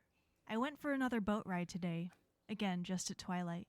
The water was so calm, it looked as though it were made of glass. I was hoping to catch another glimpse of Jacques Minuit. I went deeper into the swamp this time, where the Spanish moss hangs from the cypress trees like my own long hair. I wonder if Jacques likes long hair. Ooh. I thought I saw many gators up on the banks today. Must mean we're in for a storm. It felt like 100 eyes were staring through the brush. Yet when I looked hard for them, there was nothing. No rustling, not a sound.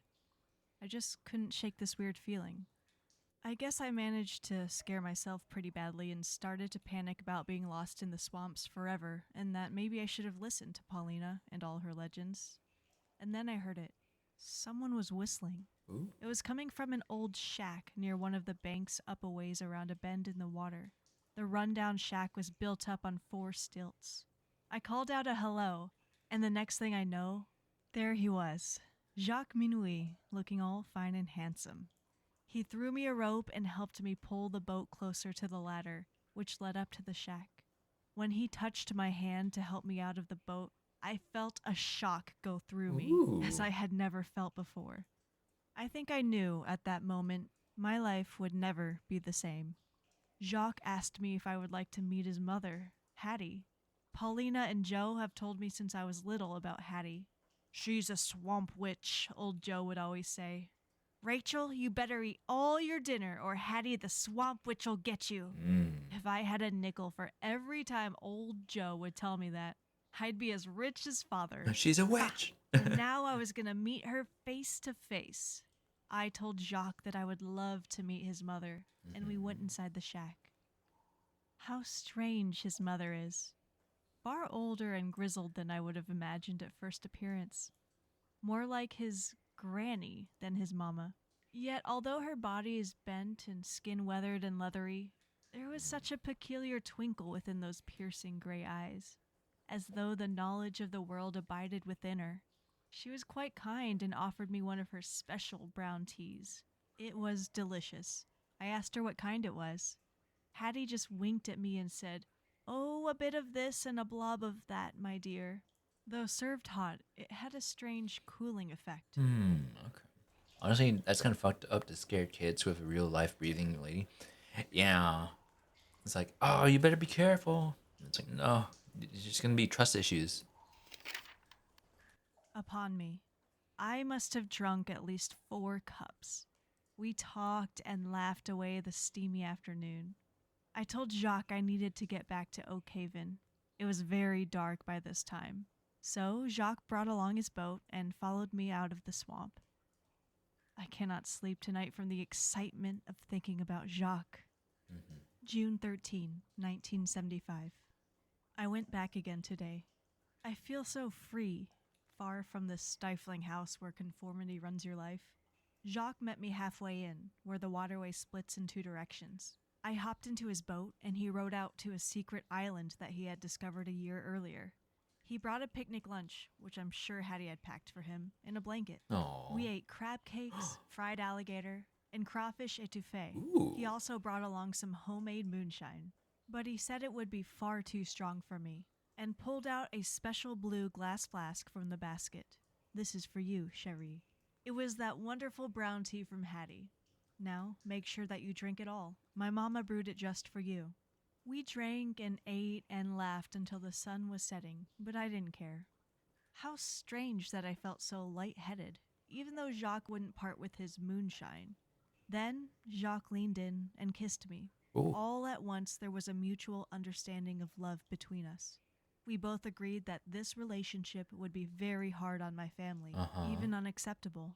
We decided we would continue to see each other, even with the odds against us. July 20, 1975. I woke up to a searing headache this morning, but even with the odd pain, I still felt joyous in the knowledge that within just a few hours, I would be with my beloved. Okay. Is everything okay? I don't know. Are you pregnant yet? Is that a sign of pregnancy? I don't think so, but... Mother and father are starting to get suspicious about my disappearances from the house. I must be careful. I told them I am working on my studies at an island I discovered. That seemed to appease father. But mother is another story. She remarked today that it was indeed odd that someone in the gleeful mood that I was in should have such terrible headaches at the same time. It is so hard to fool her. She knows that I have met someone. I told her I was seeing someone from the college. That seemed to pacify her. She smiled and walked off. Okay. July 30, 1975. Jacques was in a sour mood today. His mother Hattie had given him a lecture about how he shouldn't be looking beyond his own people when he decides to take a wife, and that only his own kind can understand their lifestyle, a lifestyle that has been maintained for centuries. I knew, and so did Jacques, that she was referring to me. Yet, the blue glass flask was full to the brim with my favorite brew from Hattie, and as soon as I sipped the tea, I could feel its inviting coolness wash over me, and my headache seemed to disappear. 2 months later. September 8, 1975. I have made a decision to be with Jacques forever. We cannot live without each other. I am going to sneak out of the house tonight. Jacques will meet me in the gazebo at midnight, and we will go into the swamp together to start our new life. I must not wake the others. Okay. September 15, 1975.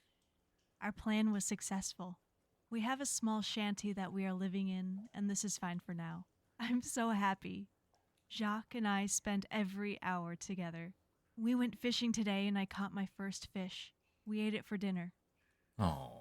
This feels romantic, but then I know how it ends, and it's so sad. Yeah. Oh my god. October 1, 1975.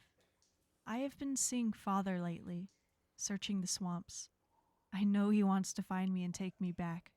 I miss him and mother so much. But they would make me leave Jacques, and I can't do that. Ever. November 6, 1975. I have been feeling sick every morning. Ooh. My special brew of brown tea only helps my headaches, nothing more. I went to see Hattie to see if she had a remedy. She gave me some tea and did a reading with the leaves at the bottom of the cup. She looked at me with those timeless eyes and told me there will be a child and disaster will follow. A tear fell from her eye. I don't believe in all these superstitious things. Okay. November 29, 1975. Father finally found us today. Ooh. He was yelling from his boat for Jacques to come out of the shack and to talk to him. I begged him not to go out there. Father had his rifle with him. Jacques wanted to tell Father that everything was all right and he was taking care of me and that he loved me. I ran out after him. Father told me to get in the boat, that he was taking me home. I told him I wouldn't go. He said he would shoot Jacques if I didn't come and told me Jacques would ruin my life. I screamed at him that I loved Jacques and that I was staying. He aimed the rifle at Jacques. I heard the safety click off. I threw myself in front of Jacques and told Father I was pregnant. Father's face contorted in rage. I've never seen him look like that. He told me that I had brought shame upon our family and that mixing my pure bloodline with swamp trash was a disgrace beyond forgiveness. He turned around and left. January 1, 1976. The new year has come. Jacques and I celebrated today, giving tribute to the unborn child. It has been raining all day. It has been raining all... Man. I'm glad he died. That was awful. Sounds like it's so controlling, right? And all very like haughty and arrogant about it. Like, you know, oh yes, we're quite exquisite and stuff like that. And then you brought us disgrace. Like I know she was. I knew she was pregnant and stuff, and I knew that he was gonna shoot Jocks, but controlling and then kind of racist and classist. Yeah. Like, I don't think there's anything really redeeming. It was classist, I suppose, but how awful. Yeah, we'll have to see if there's anything redeeming, but... Weak, actually. I wish it would stop. It is making me anxious for some reason. The mosquitoes won't leave us alone. I have set out lanterns all around the shanty in hopes it will ward them off. I worry about the yellow fever. I have been hearing strange noises at night, like someone paddling a boat. Jacques sat up one night watching, but he didn't see anything. It must be my condition making me worry too much. February 8, 1976. Jacques and I went to visit the Vaudoune priestess, Brigitte Lacroix. She lives about a mile south of us, in one of the deepest and darkest parts of the swamp. Jacques told me she has special influence over ill-gotten fortune and black magic, and a protector of women and avenger of domestic violence. He spent many hours with her as a boy and liked to visit her from time to time to make sure she was okay, being out there in the swamp by herself. Her cabin was very smoky and hypnotic. I was very relaxed for some reason after being there for 5 minutes. I wondered if it was due to the candles that were burning, giving off some drugged smoke. I liked Brigitte immediately, and I could tell she liked me. I decided to have my cards read to see if Brigitte could determine the sex of my child. During the reading, Brigitte seemed to get very agitated. When I asked her what the problem was, she kept saying she was seeing double and couldn't give a good reading. She was more upset than I when we ended the reading with the death card. She explained it doesn't always mean death, sometimes misfortune. I asked her if it was related to my unborn babe, and she said no. I didn't pay much mind to it. After all, I had Jacques to protect me. March 20, 1976. I can barely write this entry, but I must record this exactly as it happened, so my child will know what happened to its father on this tragic day. My grief is enormous. Wow. Also, let's see. Did Brigitte have the dad killed? I wonder, but double twins? Was I right the whole I mean, I suppose it's not like a, I don't know. It was like it's kind of like a trope or something for me in my head already. So I remember, I think within the first like meeting of Dominic, I was like, I bet they're twins.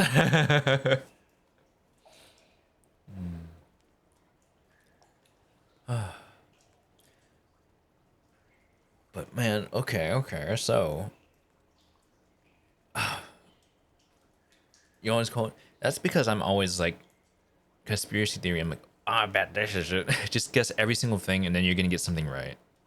So grief is enormous. So Jacques died around, I guess, this time, March 20th. Jacques Minuit is dead. Murdered. Huh? I can barely write these words.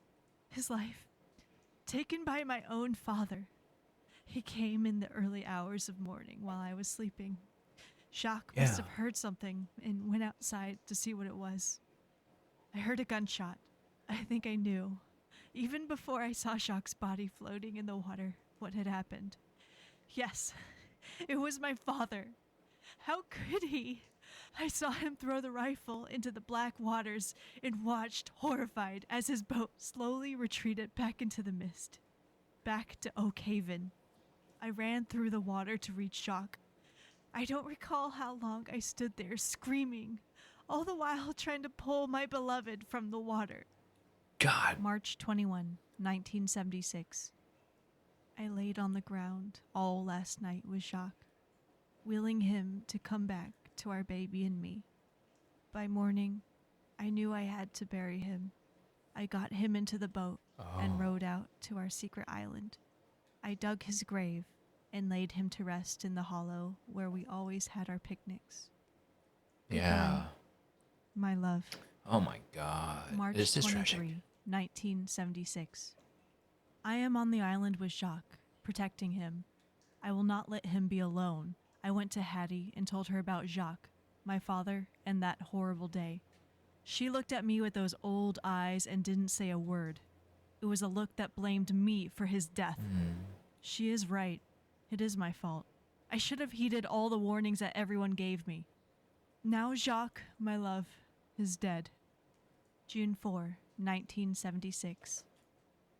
I have been spending my days taking care of Jacques. I put fresh flowers on his grave every day and talk to him every morning. Some days, I think he answers me back. I can hear him talking to me in my head. My head. The pain sometimes is so severe. Hattie will no longer brew my tea for me. I know that she wants me to suffer. I must learn to brew it myself if I am to survive. My time is very near now. I have been having pains. Tomorrow, I will row over to see Brigitte so that she can help me with the birth.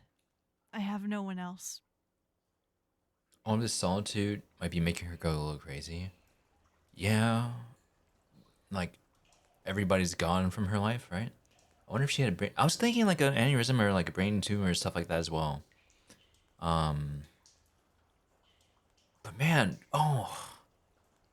man, the dad's irredeemable. I don't know, man. I feel like not only was he like so controlling, yeah, like so controlling and about like, you know, you can't wander off here and stuff like that.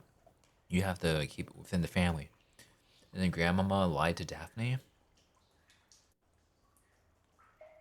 I wonder if it. Yeah. What about the whole? What did she say? It was like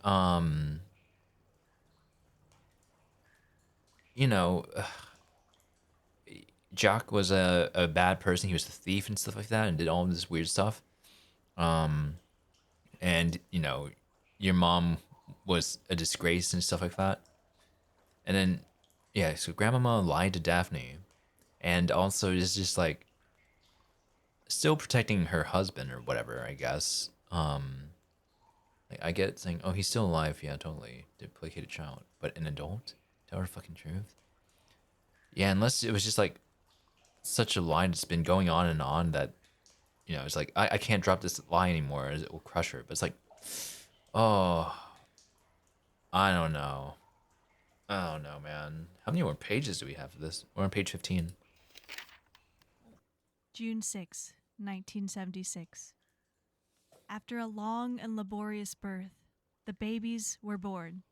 Twins, a boy and a girl. Yeah. I named them Daphne and Dominic. Brigitte helped me through it. She told me I called out Jacques' name over and over in my delirium. I must hurry and get well. I can't leave Jacques alone too long. I know he needs me. June 16, Babies. 1976. Brigitte is taking care of the babies today so that I can go to the island to visit with Jacques. I miss him. I arrived early in the morning when the dew was still on the ground, and I picked some magnolias and laid them on his grave. He always said their perfume reminded him of me. Aww. I talked to Jacques about his babies. I told him how beautiful the both of them are, and that he would be proud. When I left, it was starting to get dark. How can this be? It couldn't have been more than a couple hours that I was there. June 20, 1976. I asked Brigitte if she would do Vodun with me tonight to conjure up Jacques' spirit. Ooh. She said when the drums start, we shall try, and that I was to pray to the Loas, ancestors, great men and women, kings and divine messengers for their intervention in our task. June 21, 1976. Brigitte was not able to conjure Jacques' spirit last night. I told her I felt Jacques' presence, but Brigitte told me it was only my imagination. We shall try again. Okay. July 5, 1976. Brigitte says she's getting worried about me, that I'm spending more time on the island than with the babies. I told her there was nothing to worry about and that I was taking care of Jacques. He told me that he still needed me. He does not like to be there alone. The babies will keep. Ooh. July 29, 1978. It has been a while since my last writing. He's still very much in grief, and not right ahead. Yeah, because it's been like, he was like, I think March 20th was when he died. April, May, June, July. So about 4 months. But like, we'll see how this goes. I mean, we know what happens, I guess, but. I had forgotten where I had put you, my diary. Dominic seems content here on the island and is growing stronger every day. But Daphne cries all the time as she suffers from the same headaches that I used to. She says she is frightened by me and that she doesn't want me talking to Jacques anymore. I've been brewing the brown tea for her, but it does not seem to help much. No matter. I will ask Jacques today when I see him whether the ingredients are correct. He has been such help these past 2 years. But he is different now. Colder somehow. And his eyes, they have no light in them any longer. What? Dominic doesn't seem to mind him or even notice him for that matter. How odd. And Daphne is terrified of him. I wonder why. October 15, 1978. My God. What happened to Dominic? I've searched the whole island and cannot find him. Is he hiding from me? Where did the child go? He knows that I don't like to leave the island on my own without Jacques. He knows. October 16, 1978. I went to Brigitte to ask her to help me search for Dominic. She told me she saw Dominic with Hattie yesterday, and they were picking herbs, and Dominic was singing. She figured nothing was wrong and that Hattie must have decided to put the past behind her. What shall I do now? That swamp witch stole Dominic. If I go to her, she may put a curse on Daphne or myself, and I can't chance that. I went back to the island to ask Jacques what I should do. Ask Jacques? Okay.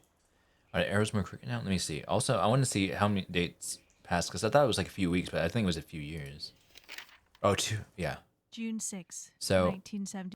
So, alright. I just saw the month, and she's like, yeah, but like it's been a while since my last round. Like it's only been a few weeks. I didn't read the year. Okay, so it's been 2 years.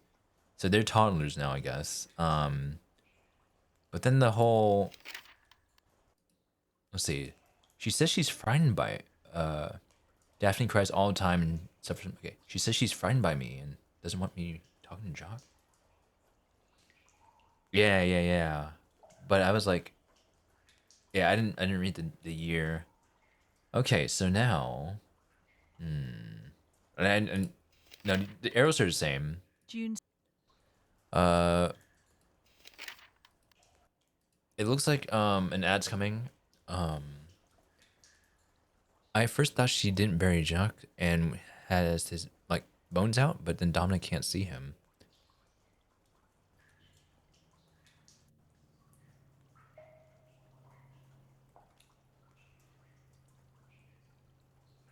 Yeah, I don't know. I don't know what's going on.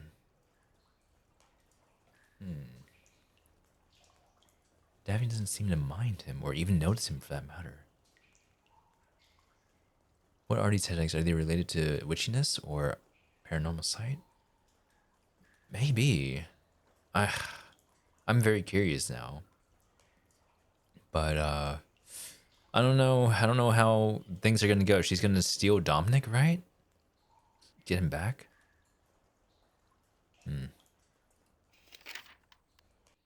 Christmas December Day. 25, 1978.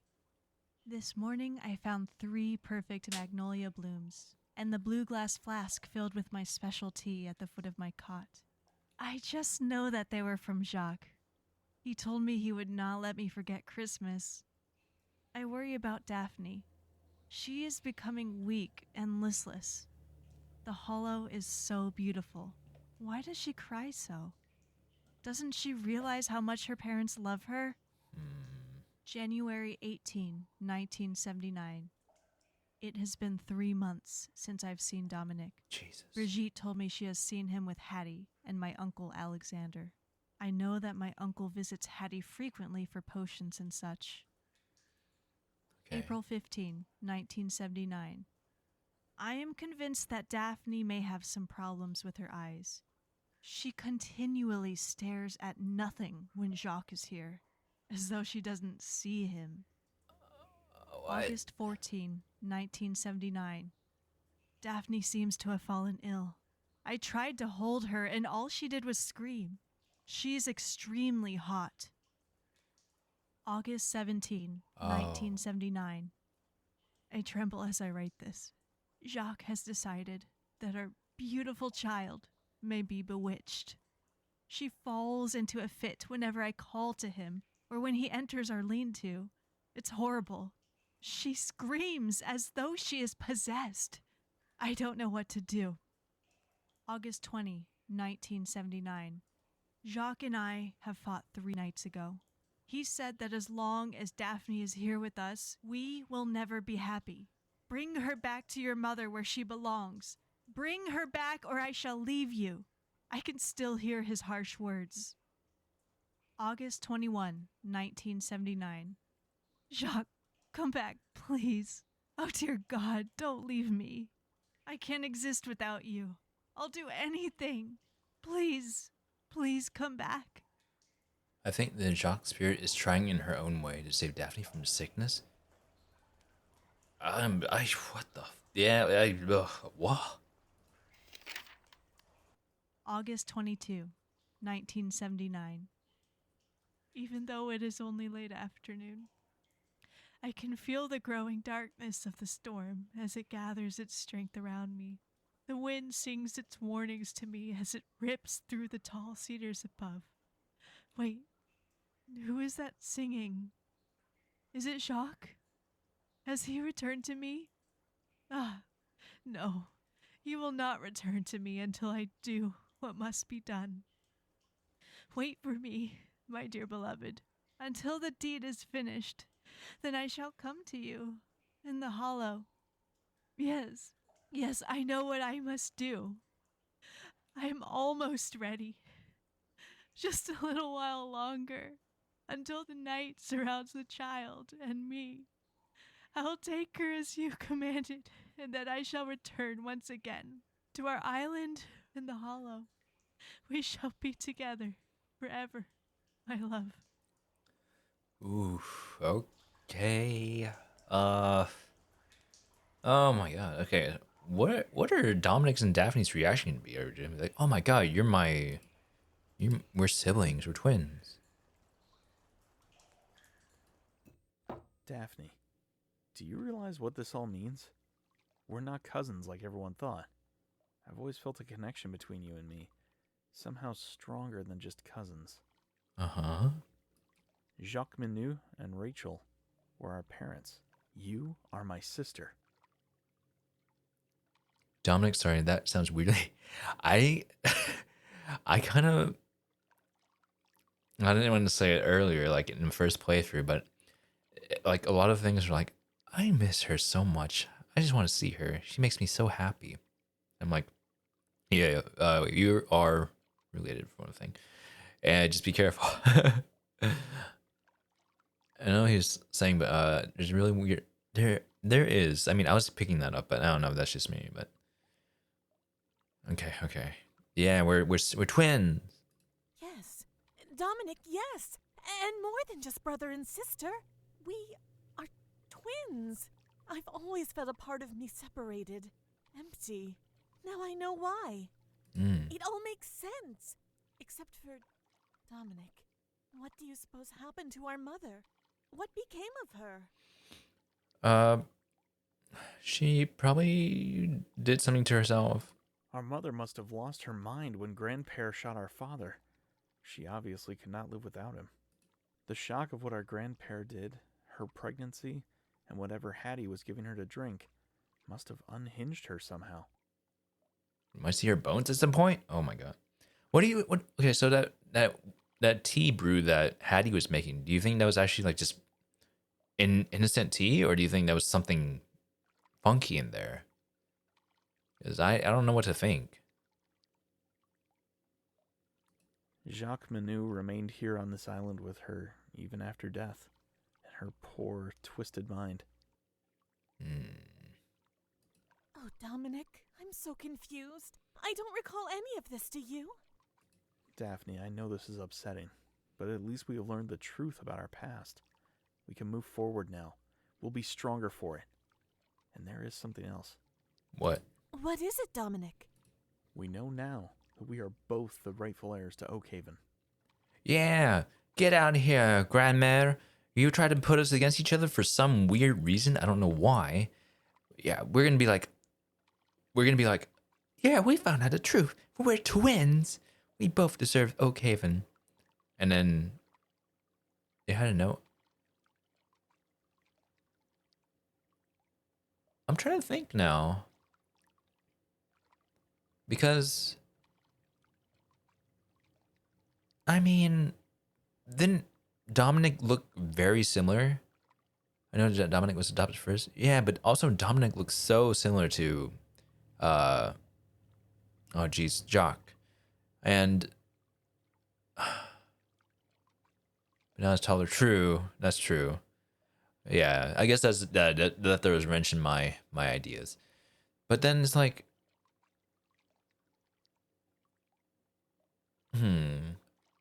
do you think, I was gonna say, do you think like when they found and adopted Jacques, they thought that was I guess Rachel's child, and they're like, oh, okay, you're Rachel's child or whatever, and then along came Daphne, and they're like, wait, what? And then they're like, wait, is this because this looks more like Rachel or something? We know Rachel, and it's like, oh my god, did she have twins? How did Hattie spin this to Alexander, or how did Alexander know Dominic was his sister's son? Maybe there's like a similarity, like some kind of thing. Are they unsure which one is actually? Yeah, maybe that, or maybe they thought that Dominic was the one, and then out came like this one. Daphne appeared later on. They're like, wait, okay, and they did this to see which one is blood related. Oh, maybe. What will we tell Grandmère? Nothing. Not just yet, anyway. They could have tried DNA testing. Was that as prevalent back in the day? I don't know. Does she know? Has Grandmère known all along? Why would she keep this a secret? Okay, well, we'll see what like why? Yeah, exactly. Why would you keep it secret? It never seemed like she did. Besides, what would be the point? No, I don't think she knows. Oh, she. And if I am right, we can't just barge in there and tell her without some sort of proof. Okay, so he doesn't think that she knows. Did you take the diary and the pictures from the trunk, Daphne? Yeah, I did. Yes, I have them right here. Are we going to show Grandmère what we found?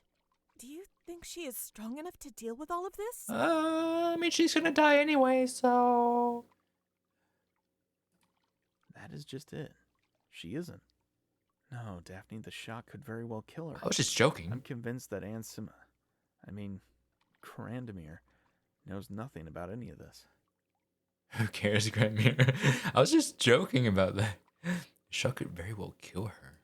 There are just too many unanswered questions still. Don't you think it's more than a coincidence that I'm your brother? That Hattie took me from mother? That my uncle? Alexander insisted on adopting me? Daphne, he knew Hattie very well. It's all connected somehow. True. I've been wondering that myself. So, if not Grandmère, then who? Uncle Alexander? Dominic, he lost his ability to speak. He won't be able to tell us anything. What about Joe or Pauline? No, Daphne. Not Alexander. Someone else. It's something that Hattie had mentioned to me last night. Joe. Daphne, think. Who would know more about the inner workings of Alexander's life and all of our family? She said that Joe knew the family very well. Who would have lived through its past right alongside the family and protected Oakhaven's secrets? Oh my god. Dominic, of course! I don't know why I didn't see it before. Joe and Paulina! Okay, so both of them. Exactly. I'm off to find old Joe. I need to speak with him. He knows more than he's letting on. I have these vague memories of conversations I overheard between Joe and Alexander when I was a child. Daphne, bring the diary and the pictures back with you and meet me on the back porch. Okay. Before we talk to Joe, I want to show you what I found in the gazebo. I almost forgot about it. Okay. Oh, lock it. Look when I open it. There's a lock of hair. And the diamond? It must be worth a fortune. Huh? It's a silver locket. It's beautiful, isn't it? What is it, Daphne? You know this locket, don't you? Yeah. This isn't just a pretty locket. It is a very special one, and that gem isn't a diamond in the center. It's a beryl stone. Oh. This locket belonged to Grandmère, and to her mother before her, and her mother before her. It's been in our family for generations. So who placed it out there? Was it Joe? Or Joe and Pauline? Maybe they were trying to... Was it Mama? Is Mama still alive? Maybe. I don't know. Let's see.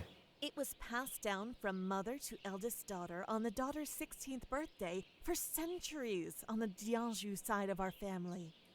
So it's Grandmere's then. Yes, it would have been hers for a while. But once she had a daughter who came of age, the locket would pass once again from mother to daughter. Like maybe she went and got actual help and felt like she was just ashamed and couldn't show her face. Oh, that'd be crazy. That'd be a twist I never saw coming. Our mother. Our mother. Daphne, what are we going to tell Grandmere? Are you going to show her that locket? I think we should tell her that we've tied, and that we've decided to share the responsibility of running Oakhaven equally. That will make her happy. Okay.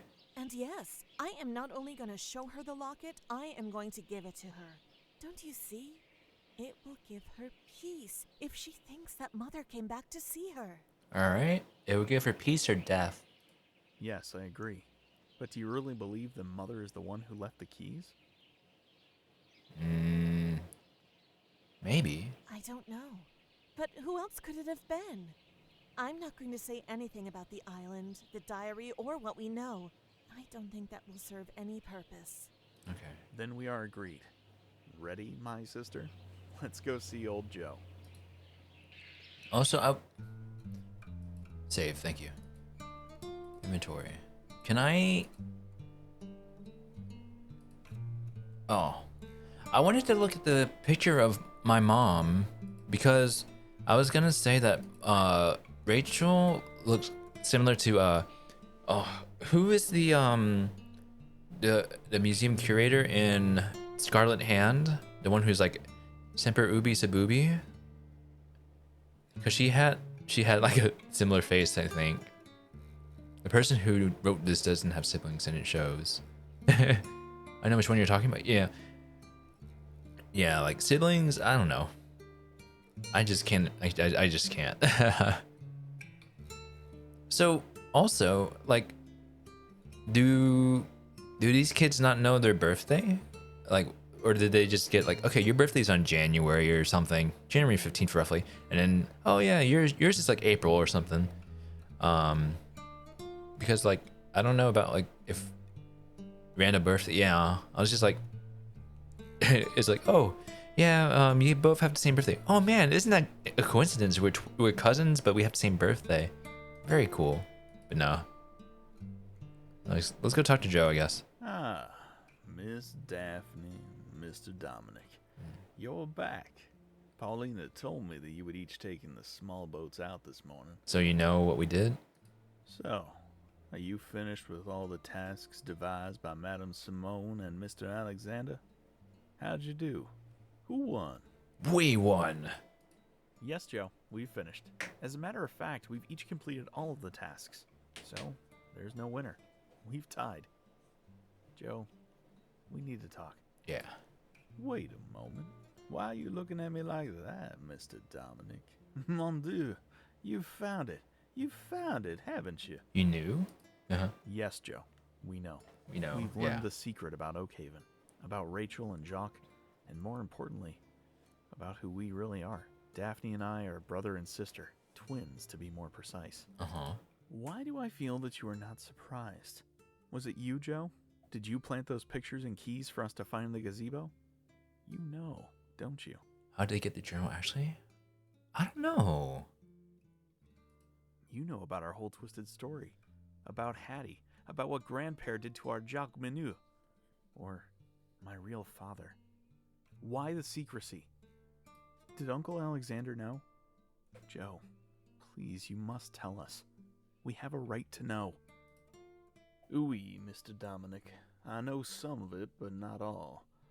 You must believe me, both of you. What I did last night, I did for love of you both and respect for Madame Simone. Okay. The secrets I kept for all these years, I did out of loyalty for Mr. Alexander. But that changed when I learned that Madame was pronounced terminal with only 6 months left to live. Mm-hmm. And then when Mr. Alexander was taken so gravely ill, I knew I must act. I will tell you everything that I know, but you must promise me that you will never tell any of what I'm about to say to you, to Madame Simone. I guess? She is far too frail, and I know that the truth will kill her. Insert Q saying, well, that's too damn bad. But yeah, I don't know how they got the journal. Yeah, that's me. Joe, I've known you all my life. You were always there for me, and I know for a fact that Alexander considered you far more than just his personal servant. He considered you a friend, as do I. Now, all of us here understand how delicate Grandmere's condition is. Daphne and I would never jeopardize her last few months of life for anything. Mr. Dominic, I know that you understand your Grandmere's condition, and I trust you. I trust both of you. Last week, just before your Uncle Alexander had his stroke, he told me of the plans he and Grandmere were concocting for each of you. I think he knew that something was going to happen to him. He told me that it was very important to plant those pictures in the gazebo for you to find, but only after one of you had found a way to meet with Hattie. Okay. I followed each of you into the swamps last night, waiting and watching until I was sure that one of you would meet up with her. Oh. When I saw your boat there, Mr. Dominic, I doubled back to Oakhaven as quickly as I could and placed the pictures in the gazebo. All right. I left one for each of you, in hopes that you might explore Rachel's Island and find something, anything that might lead you to what you know now. But I didn't know what that would be.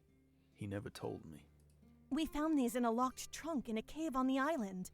I assumed that these pictures are of my mother and father. Yeah, okay. And this is her diary. It explains everything that happened.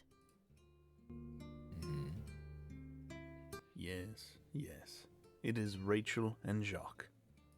So the pictures prove that the diary belonged to our mother, and that Jacques Minute, Hattie's son, was our father. But what I don't understand is how Alexander got involved in all of this.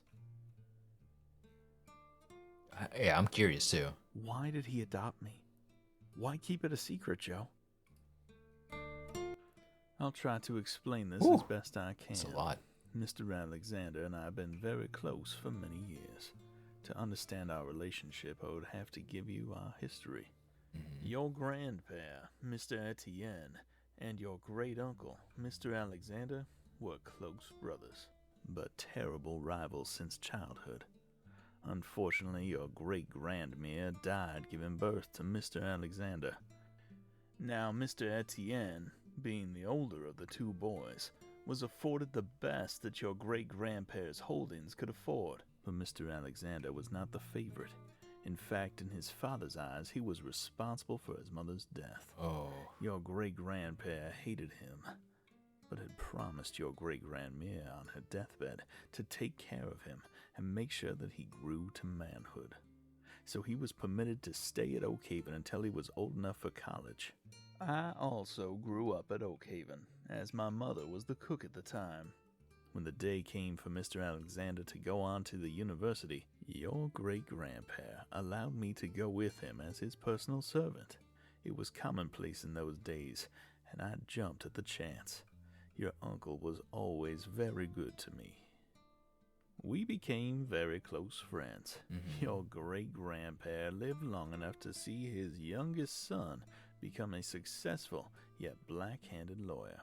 Alexander made his own fortune through quite nefarious means, becoming a major part of the pervasive corruption that was prevalent in the government of Terrebonne Parish. This extended to many of the judges and local law enforcement. It wasn't too long before he had more than half of the parish government in his back pocket. We lived in a large home in Houma, the very same place where we raised you, Dominic. I became his butler and took over the management of the household and the servants. Life was basically good back then, and we wanted for nothing. But Alexander was an adventurer, a gambler, and a restless one at that. One morning after a night of carousing, he began to tell me about a mysterious woman he had met in the swamps off Barataria Bay. It was Hattie. I never could understand the attraction he had for her, but I knew that she somehow was responsible for most of his monetary gain. He spoke of potions and spells and hoodoo and what she could possibly do for him, although I often wondered what she might do to him. The years went on, and no matter how rich and powerful he became, all it would take was a trip to Oakhaven and see Mr. Etienne to crush his spirits. It was as though it was eating him alive. He became worse and worse as he fell into his bottle and his dark recesses of despair. This went on the rest of his life. Now that you know some of our history, what I'm about to tell you must remain between us. Okay. If only for the sake of Madame Simone's health. About 25 years ago, Mr. Alexander came home one night in a terrible state. His eyes were wide and his hands were shaking. It seems that something terrible had happened. He had gone to see Hattie again. This time she had offered him a special cigar. He loved her cigars. Somehow he knew after a few puffs that this one was very different. He recalled feeling dizzy and then blacked out. The next thing he knew was that he was outside our door. Mr. Alexander didn't remember getting home and never remembered speaking to Hattie at all. I told him it was probably nothing and that he should go to bed and sleep it off. Well, I was wrong. Very wrong.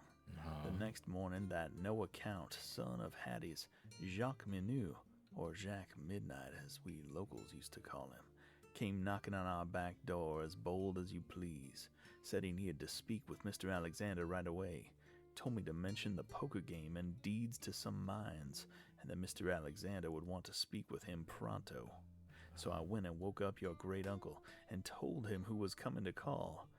And did he want me to send that no-good so-and-so packing? Funny thing, Mr. Alexander went all white-like and told me to invite him into the kitchen and put up a pot of coffee. So down I go to the back door and let that boy in. He couldn't have been more than your age, Mr. Dominic. He came in and sat down as smug as you please. When Mr. Alexander came through the door, he asked me to leave them alone and shut the kitchen door behind me. I did. But being Mr. Alexander's man, I couldn't stand there and do nothing. So I did what any self-respecting servant would have done. I listened at the door. What I got was an earful. Jack told him that things were going to change big time for him. You see, what Mr. Alexander didn't know was that the cigar that Hattie so innocently offered him was laced with wormwood, a powerful hallucinogenic poison.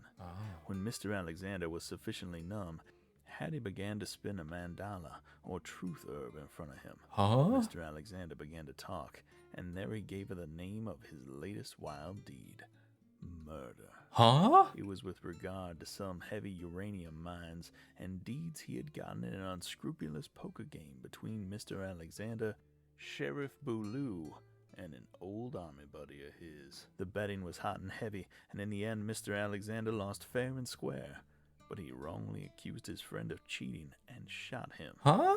The sheriff dumped his body in the swamp to cover it up. Yes, that night he willingly told Hattie everything. And who do you think was outside the crazy witch's shack while poor Mr. Alexander was blabbing his secrets away? I could hear his cold, soft laughter as he paused and drawled quietly, "Me, Jack Midnight. So now you're gonna pay, Elaine." I heard Jack softly chuckle as the back door slammed close. When I went to the kitchen, Mr. Alexander had a strange look in his eye. He told me to get the sheriff on the phone. Months went by as Jack Midnight started to blackmail your great uncle. Mr. Alexander and his cronies tried to put an end to Jacques, but they just couldn't catch him. He disappeared into the swamps, into the mist.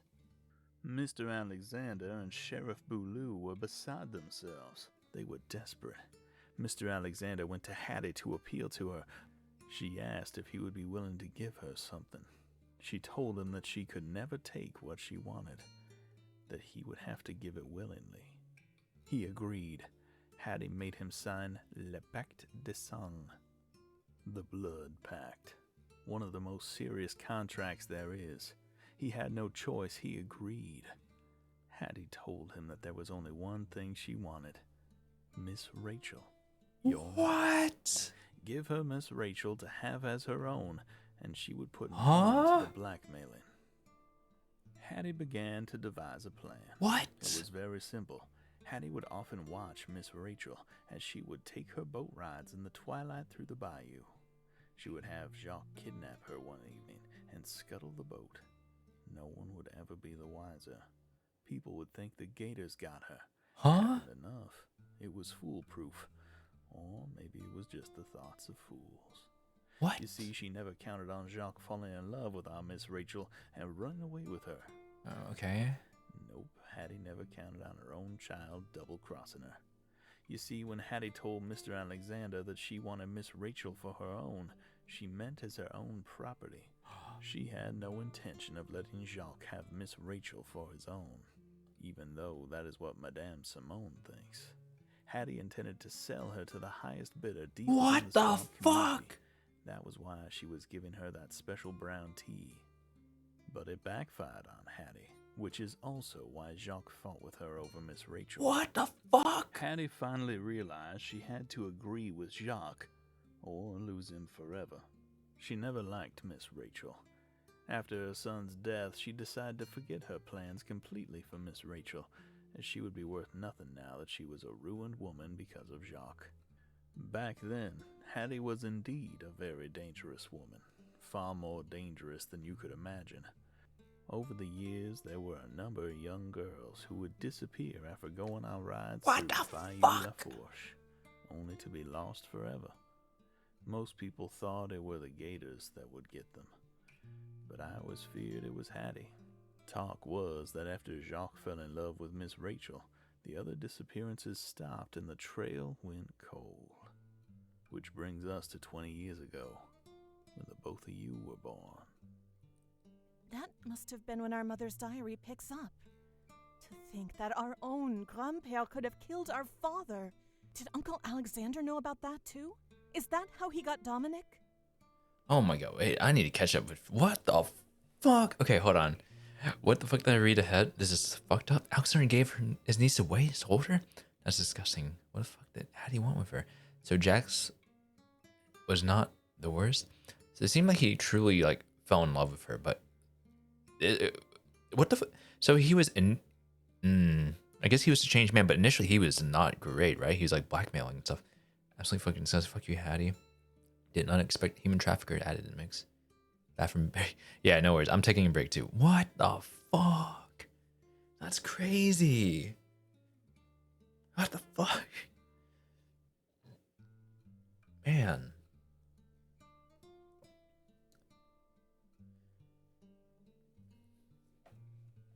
I'm so confused. Or not really confused. I'm so shocked.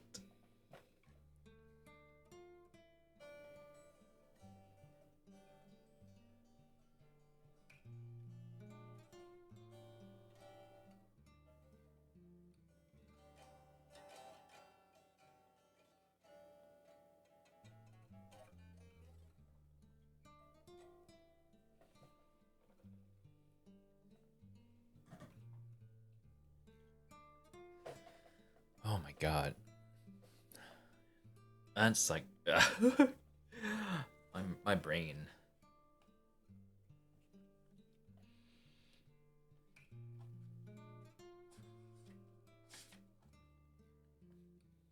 Yeah, so what the fuck happened? Yeah, it's like as he's telling the story, it's like I already had mine in my brain. Okay, so pretty much he's gonna say that grandpère went over and killed Jacques and stuff like that, and like I'm like, okay, so I mean this is just confirmation, right? And then it's like, so your Uncle Alexander, he did some shady stuff and he was getting blackmailed. And then this happened, and then it's like, wait, Hattie's actually like, like I was like, okay, they had her all wrong all along, right? Because it's like the grandpa and grandma were like, stay away from them, they're trouble. And it's like, okay, so they're just misunderstood people who have like the stereotype or stigma against them, right? So the team made her crazy. I think so. It's some kind of like poison hallucinogenic, or not, maybe not even a poison hallucinogenic, but something that was like maybe deteriorating her health or something, or like going to like sedate her and stuff like that. I don't know. But yeah, I was just like, okay, so yeah, they're just misunderstood, right? And no, they're not. Like, Hattie was an absolutely horrible person. What? I was hoping for like a oh, she's actually good. But man, this is so happy. Like, I was rooting for Hattie until yeah, fuck Hattie. But yeah, it was like all along, so far in this game, it's like, oh yeah, we're just gonna play some puzzles and stuff. Oh yeah, 11 and 11. We have an even score. We're gonna go to the bayou. We're gonna find Hattie. We're gonna find Brigitte, and yeah, we're gonna find our mom's diary. And yeah, we're gonna And then it's like, actually, Hattie was horrible. Human trafficking. Your great Uncle Alexander shot somebody. Your dad blackmailed him. Oh, this game is so much better than the original one. Oh yeah, I'm loving this game. It's like, what the? This is such a twist. Did he, Joe? You have to tell us. Your uncle, Mr. Alexander, only knew that Sheriff Boulou and Mr. Etienne had located Miss Rachel and Jacques in late November of 1975. When Mr. Etienne came back from the swamps, I recall that he called over to Mr. Alexander late that night. I took the call. He wasn't the same arrogant man he had always been. He sounded, I don't know, possessed of le coeur cassé. Okay. As though something deep inside was in pain. A broken man. He told me he needed his brother. I told Mr. Alexander right away, and that night something seemed to change inside Mr. Alexander. I reckon it was as though a cloud had lifted over him. He left our house to run to his brother's side. Mr. Etienne had told your great uncle just what he found and what happened that day in the swamps. He railed and told Mr. Alexander that he would find a way to kill Jack Midnight. The flood of emotions was terrible, yet that night I believe was the night that the two Alains truly became brothers. For the next few months, Mr. Alexander watched over your grandpère until one early morning in March. March 20th. Mr. Alexander had to go to Baton Rouge on business the day before. But that morning when he got back to Oakhaven to check on Mr. Etienne, he found your grandpère in the gazebo, pale and shaking with fear. He knew something was very, very wrong. Mr. Etienne kept muttering, must find Alexander's rifle. And what have I done? Over and over. Mr. Alexander ran upstairs to his old room and checked his gun cabinet. A chill crossed over him, for he saw that his prize Sharps infantry rifle was missing. You know, I never could figure out why Mr. Alexander kept his gun cabinet here in Oakhaven instead of taking it with him when he moved to Houma. Never had any guns at Houma neither. Come to think of it, well, except for one later on. But he called me right away, told me to bring Sheriff Boulou with me and meet him in the gazebo.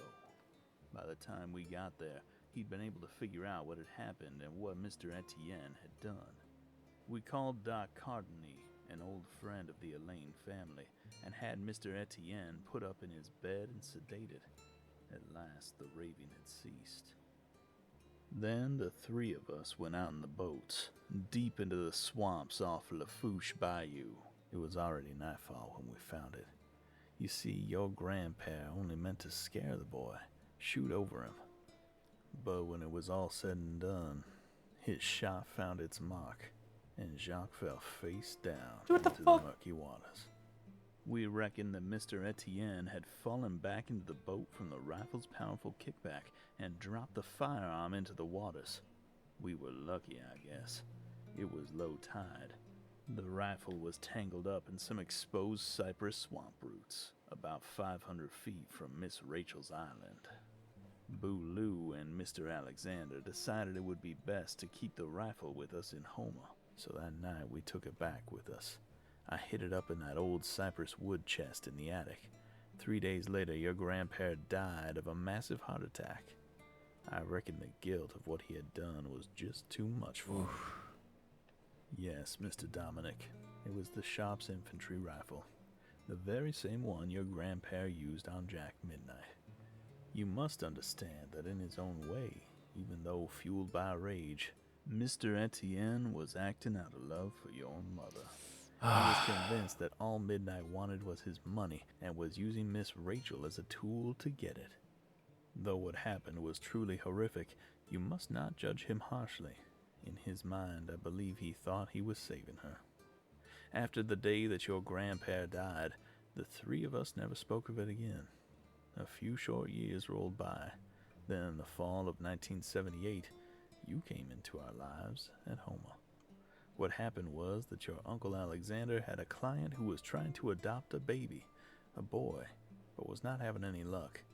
Mr. Alexander had put the word out to all his contacts that he was searching for a child. Hattie, that old witch, sent a note to him that she had something he wanted, and that if he came out to see her, well, they just might be able to do business. What? When he arrived at the hut, there you were. Hattie sold you to your great uncle. I guess to recoup the loss of the sale of Miss Rachel. She felt she had been cheated out of. You stunned Mr. Alexander. You were the image of him as a boy. It was clear as day that you were in a lane. But he was never told about you, Miss Daphne, for you was still with your mother. He decided to keep Mr. Dominic for himself and told his clients that there was nothing that he could do for them. Because the entire Elaine fortune went to Madame Simone by rights of Mr. Etienne's will, you were insurance at first. Your great-uncle felt as though he finally had something of Mr. Etienne's. Something more precious than his holdings or Oakhaven. But far more quickly than you could imagine, you began to grow on Mr. Alexander, and he came to love you like his own son. When Miss Daphne came to live at Oakhaven a year later, Mr. Alexander made sure that the two of you grew up as close as cousins could be. As the years went by, he pieced the mystery together bit by bit. He realized that Hattie was not the crazy old woman that everyone thought she was, but rather a very dangerous woman. Yeah. He knew that he had absolutely no real proof that Mr. Dominic was really the son of the now dead Jacques Menu and the one beautiful Miss Rachel Elaine. There was no birth certificate. There were only the forged adoption papers that he almost had to threaten one of his judges for. The day that Madame Simone caught you with that rifle, I thought I could see the signs of stroke then on Mr. Alexander's face. That was when we decided to hide the gun in the billiard room storeroom. From that day on, your Uncle Alexander was the driving force behind the two of you. Your lives, your education, nothing was too good for either of you. He swore to me that he would make an effort towards the rearing of both of you. Madame Simone began to confide in him. Things were happy finally for once in the Elaine family, even though the shadow and doubts of Miss Rachel's whereabouts were never far from our minds and hearts. But Mr. Alexander was becoming weaker and weaker as age began to take its toll. He knew as well that Madame Simone, who being delicate for years, was taking more and more to her bed with fevers. A few months ago, when she had been diagnosed with a terminal heart condition due to the severe attack of rheumatic fever, he knew he had to act. It was his idea to create these tests and puzzles to find out which of you would ultimately become the heir of the Oakhaven fortune. He knew that because of her love of games and conundrums, it would be easy to convince her, and so the plan was placed in motion. But then when he was stricken, I went to see him in the hospital. He was able to communicate with me through winks and eye movements that he feared that he was dying. He knew that you had the right to know your story, and told me to plant the pictures of the island and the gazebo, hoping that you might find out more than even we knew, and put it right. That was why I gave you my pa's knife, Mr. Dominic. The keys to that old chest were lost long ago, but I figured that you were smart enough to be able to jimmy it open if you two tried hard enough. I'm glad you did. Poor Grand-Père. But my heart goes out to Grand-Mère. She must have been beside herself with grief. Jesus Christ, there's so much like going on. Wait, but they had the keys. I guess the keys, the chest was like kind of stuck shut, or like they're saying, okay, just in case it's stuck shut, then you can wheel it open or whatever. But what the? I don't know, man. This is a lot. Yeah, but why did it have the keys though? I don't know. Wait. I'm holding up. Rachel kept the keys and hidden them. Oh, maybe, or like, yeah, they had the keys, but then they did not open it. I don't know. I guess they wanted them to find out for themselves or whatever. Yes, Daphne, she had to have been. But wait, that must have been the rifle I found in the attic that day. I remember sneaking it down from the attic. Grandmere caught me with it in my room when she came to visit. Joe, are you telling us that you didn't leave both the pictures and the keys in the gazebo last night? Okay, we're getting something. No, I never had the keys. You're so smart. No one did. Your uncle and I knew that the old trunk was there in the cave. We found it a few years ago, but we could never get it open. It's too old. Someone left the keys to the trunk in the gazebo last night, Joe. Now, I don't want you to worry about anything. Here? Uncle Alexander will be coming back to Oakhaven to live out the rest of his days. I promise you. Both Daphne and I will make sure that he is cared for. We are family, Joe. Dominic, let's go talk with Paulina now. Okay. Hi, Paulina. Man, there's so much talking going on. It's like covering the whole screen. Alright, Paulina, what do you have to say? Yeah, did you hide the keys? You better wash up. It is almost time for dinner. Okay. You're not like... No, there's no way. There's no way. Paulina, Dominic and I have just returned from the island. Have you ever been there? No, I never go into the swamps. And you would do well not to either, Miss Daphne.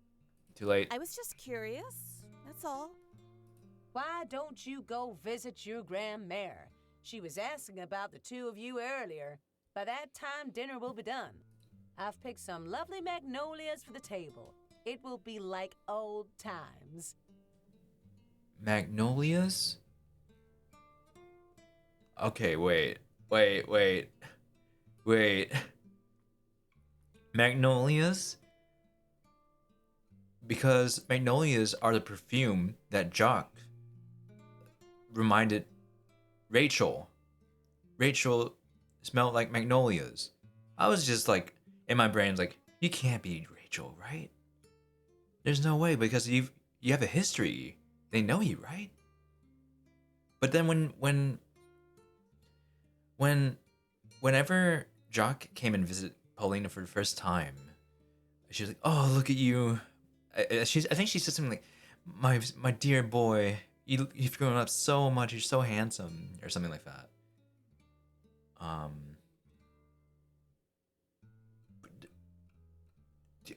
Do you think she's Rachel? I mean, it could be Rachel who would pick the flowers before she left.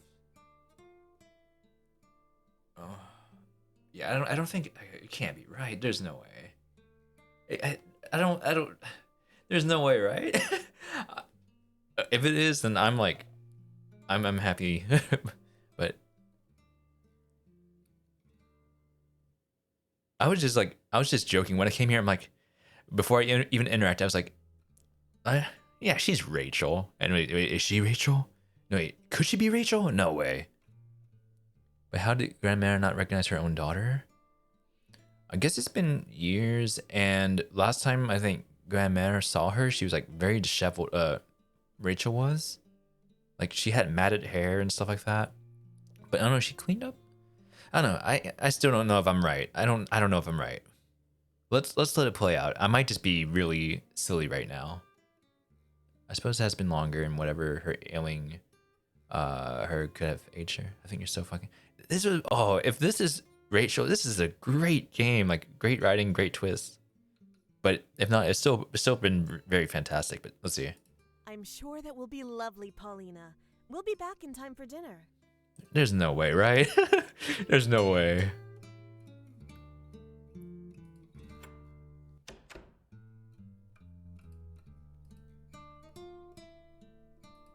Godmère, how are you feeling?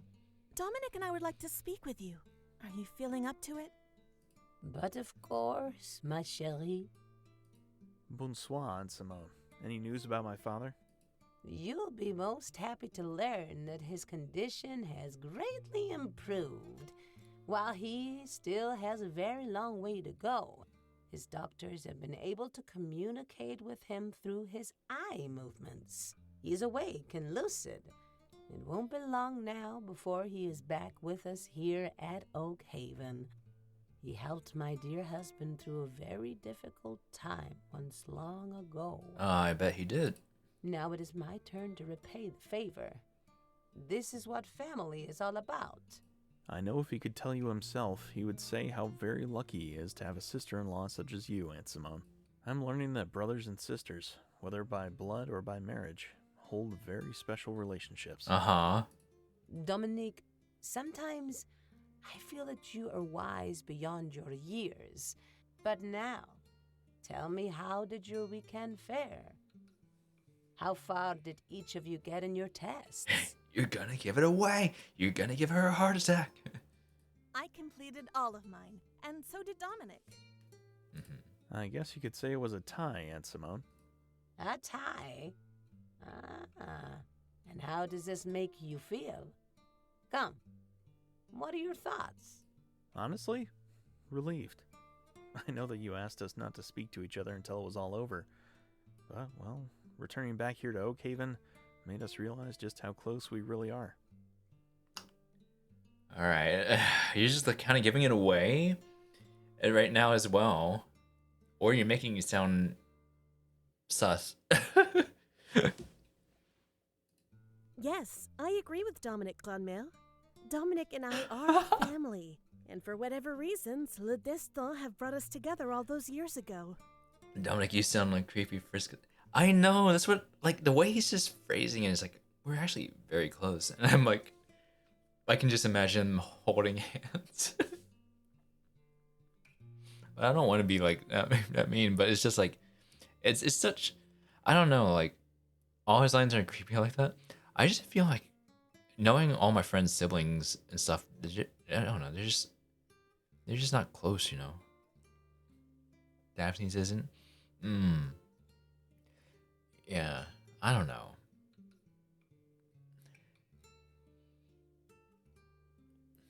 The earth and water of Oakhaven runs as strong and true through us as any alien who may have once lived here. We ask that you consider allowing us both to share Oakhaven equally, side by side. My brother and I would kill each other before either of us act like Dominic. Yeah, I don't know. Yeah. Even as cousins, like, I don't know. I've never been close to my family, so it's like the thought of like even like acting this way, I'm like, I can't. Daphne and I both love you, Aunt Simone. We belong here with our family, together at Oakhaven. Mais oui, this is better than Alexander and I had hoped for. You, Daphne, a budding lawyer, and Dominique, a business manager. This is just what Oakhaven needs. You have made me very happy. This feels like a family cult. It kind of is. I'll have my lawyers start the paperwork first thing in the morning. All right. There is something else, Glenmere. What is it, mon petit chou? Are you gonna say anything, Daphne, or what? What are you gonna say? Do you recall telling me about the D'Anjou family heirloom? I wanted you to tell Dominic about it as well. There are many heirlooms here, Daphne. Are you speaking of my wedding dress? I don't think Dominique would be interested in that. No. It was a silver necklace with a brilliant gemstone in the center. Do you remember it? Ah oui, le collier d'agneau. This was an heirloom passed down through my own family in France, from mother to eldest daughter for centuries. Its value, however, was in sentiment alone. It was a simple silver locket which had a clear beryl stone in the center. It would be given to a daughter on her 16th birthday. This legend says that it gives the wearer a feeling of peace and guards against stress. Sadly, Daphne will never get to wear this necklace. You see, I gave it to my Rachel when she was 16. She never took it off. Ever. So, is Rachel Paulina? Even that night she came to me in that terrible storm and gave Daphne to me. She was still wearing it. I'm afraid it is lost, as your mother is, Daphne. You know, sometimes I wish that she'd given it to you as a child before she brought you here. That way, at least I would still have something of my daughter for remembrance' sake. But it was not to be. It's fucking Paulina. I feel like it is now, man. I don't know. Unless like Rachel's just like on the property, like hiding or something. But it has to be Paulina. It's also like serendipitous. It's like, you know, these quote unquote cousins are showing up here like during this time, and like they're searching for something, or like they're like, oh, let's go to the swamp or something. And so it has to be like tied in together. It would be a great moment for Rachel and her mom to reconnect before her mom passes. Yeah. And hopefully apologize and all that, or like just touch base. Aunt Simone, Daphne has something to show you. Are we gonna give her a heart attack? Grandmère, Dominic and I found this out by the gazebo. Music stopped. Mon Dieu! It is the D'Anjou locket. Rachel. Oh, my Rachel. Oh, Grandmère, please don't cry. That wasn't my intention, please. No, my sweet child. I am happy that you found the locket and happier that you brought it back to me. I can finally lay my grief over my daughter to rest. It now belongs to you, Daphne. Call 911, she's gonna have a heart attack. No. Grandmère, it will make me happy if you would keep it for me for a while. I'll tell you what, we'll make a new tradition and add to its legend. You may give it to me as something old when I get married. Okay. For now, you wear it for me. I think that's a wonderfully sweet idea, Daphne. Okay. Thank you, both of you, for finding it. I love you both more than words can say. We'll let you rest a little longer before dinner, Grandmère. Paulina says it should be ready soon. I think she's making something special. What do you think she's gonna be making? I want to know, like, if there's gonna be like some kind of tie-in to the German movie, because her meal that she had with Jock was like crab cakes, fried alligator. It's gonna be something either grandma or the kids liked. Yeah. Let's see. At dinner then, Aunt Simone. Rest well. All right. Oh, Dominic, isn't it beautiful? Uh-huh. Yes, it truly is. Dominic, do you think Mother left the locket in the gazebo for us to find? Do you think she's still alive? This actually just really reminds me of Wonder Nancy Drew. Oh, does it? It's interesting. I didn't think so earlier, but now I just don't know. Maybe if the two of us put our heads together, we'll be able to find that out. Someday. We promise, Mother. We promise.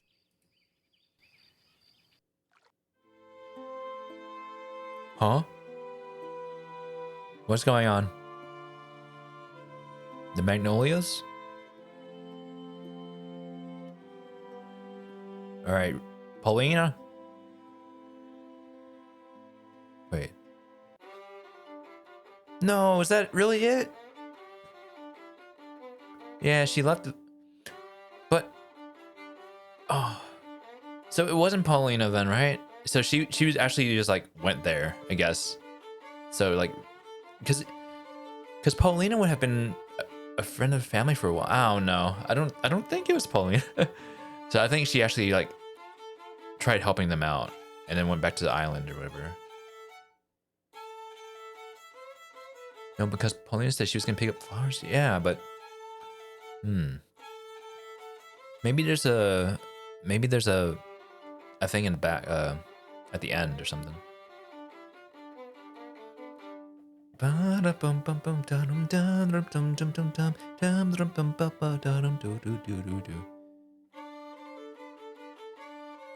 this makes me, I hate open ends. I want to know though. I want to know if like anybody has like speculated like that, because I was gonna be excited for a bit if it was like Paulina was Rachel, but yeah, the whole like specification, there's just like I picked magnolias or something, but it could just be like a coincidence, you know. But I think that was really well done overall. Like the whole twist at the end, because I was like, I kind of called the twin thing at the beginning, but then afterwards it was just like, wait, this story is going somewhere else. Like I've not expected at all. It's like, wait, what? It's really fucking good. Yeah, I'm very impressed. Pleasantly surprised.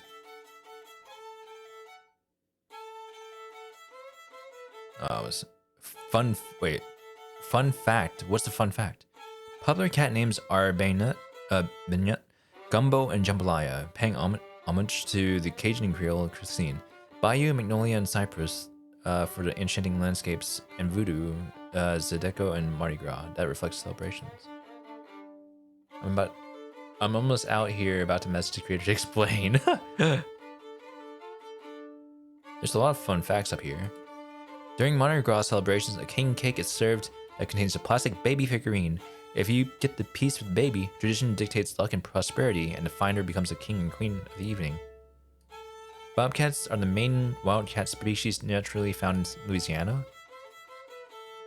The most popular card game is Bourre, that originated in France in the 1800s, and is a big part of Cajun. Okay. The Gulf Coast of Louisiana gets between 53 to 63 inches of rainfall per year. Man, that was crazy. That would have been a very cool twist if Paulina was Rachel, but then at the same time, it's like Paulina has been part of the servants for a while, and I don't think that she would be able to pass as somebody else because she probably looked too similar as Rachel. It would have been like a long con, you know, like, oh yeah, I'm just gonna do this, and like Daphne and Dominic aren't gonna be in this house for a while and stuff like that. I guess it's okay to make an open-ended as an ending, but it's still infuriating to me. It kind of is too, because like I like closed endings as well, but at the same time, this was very well done for a game made in 2005, 2006. Like in terms of like the writing and the mystery, I guess, and keeping me like just like, I was like, yeah, I think I understand this story, and then it's like, yeah, it's just twins, right? And it's like, wait, what? But yeah, it was fun. That was really enjoyable. I'll have to do more games in the future. Like I have other games that I don't know what's gonna be next.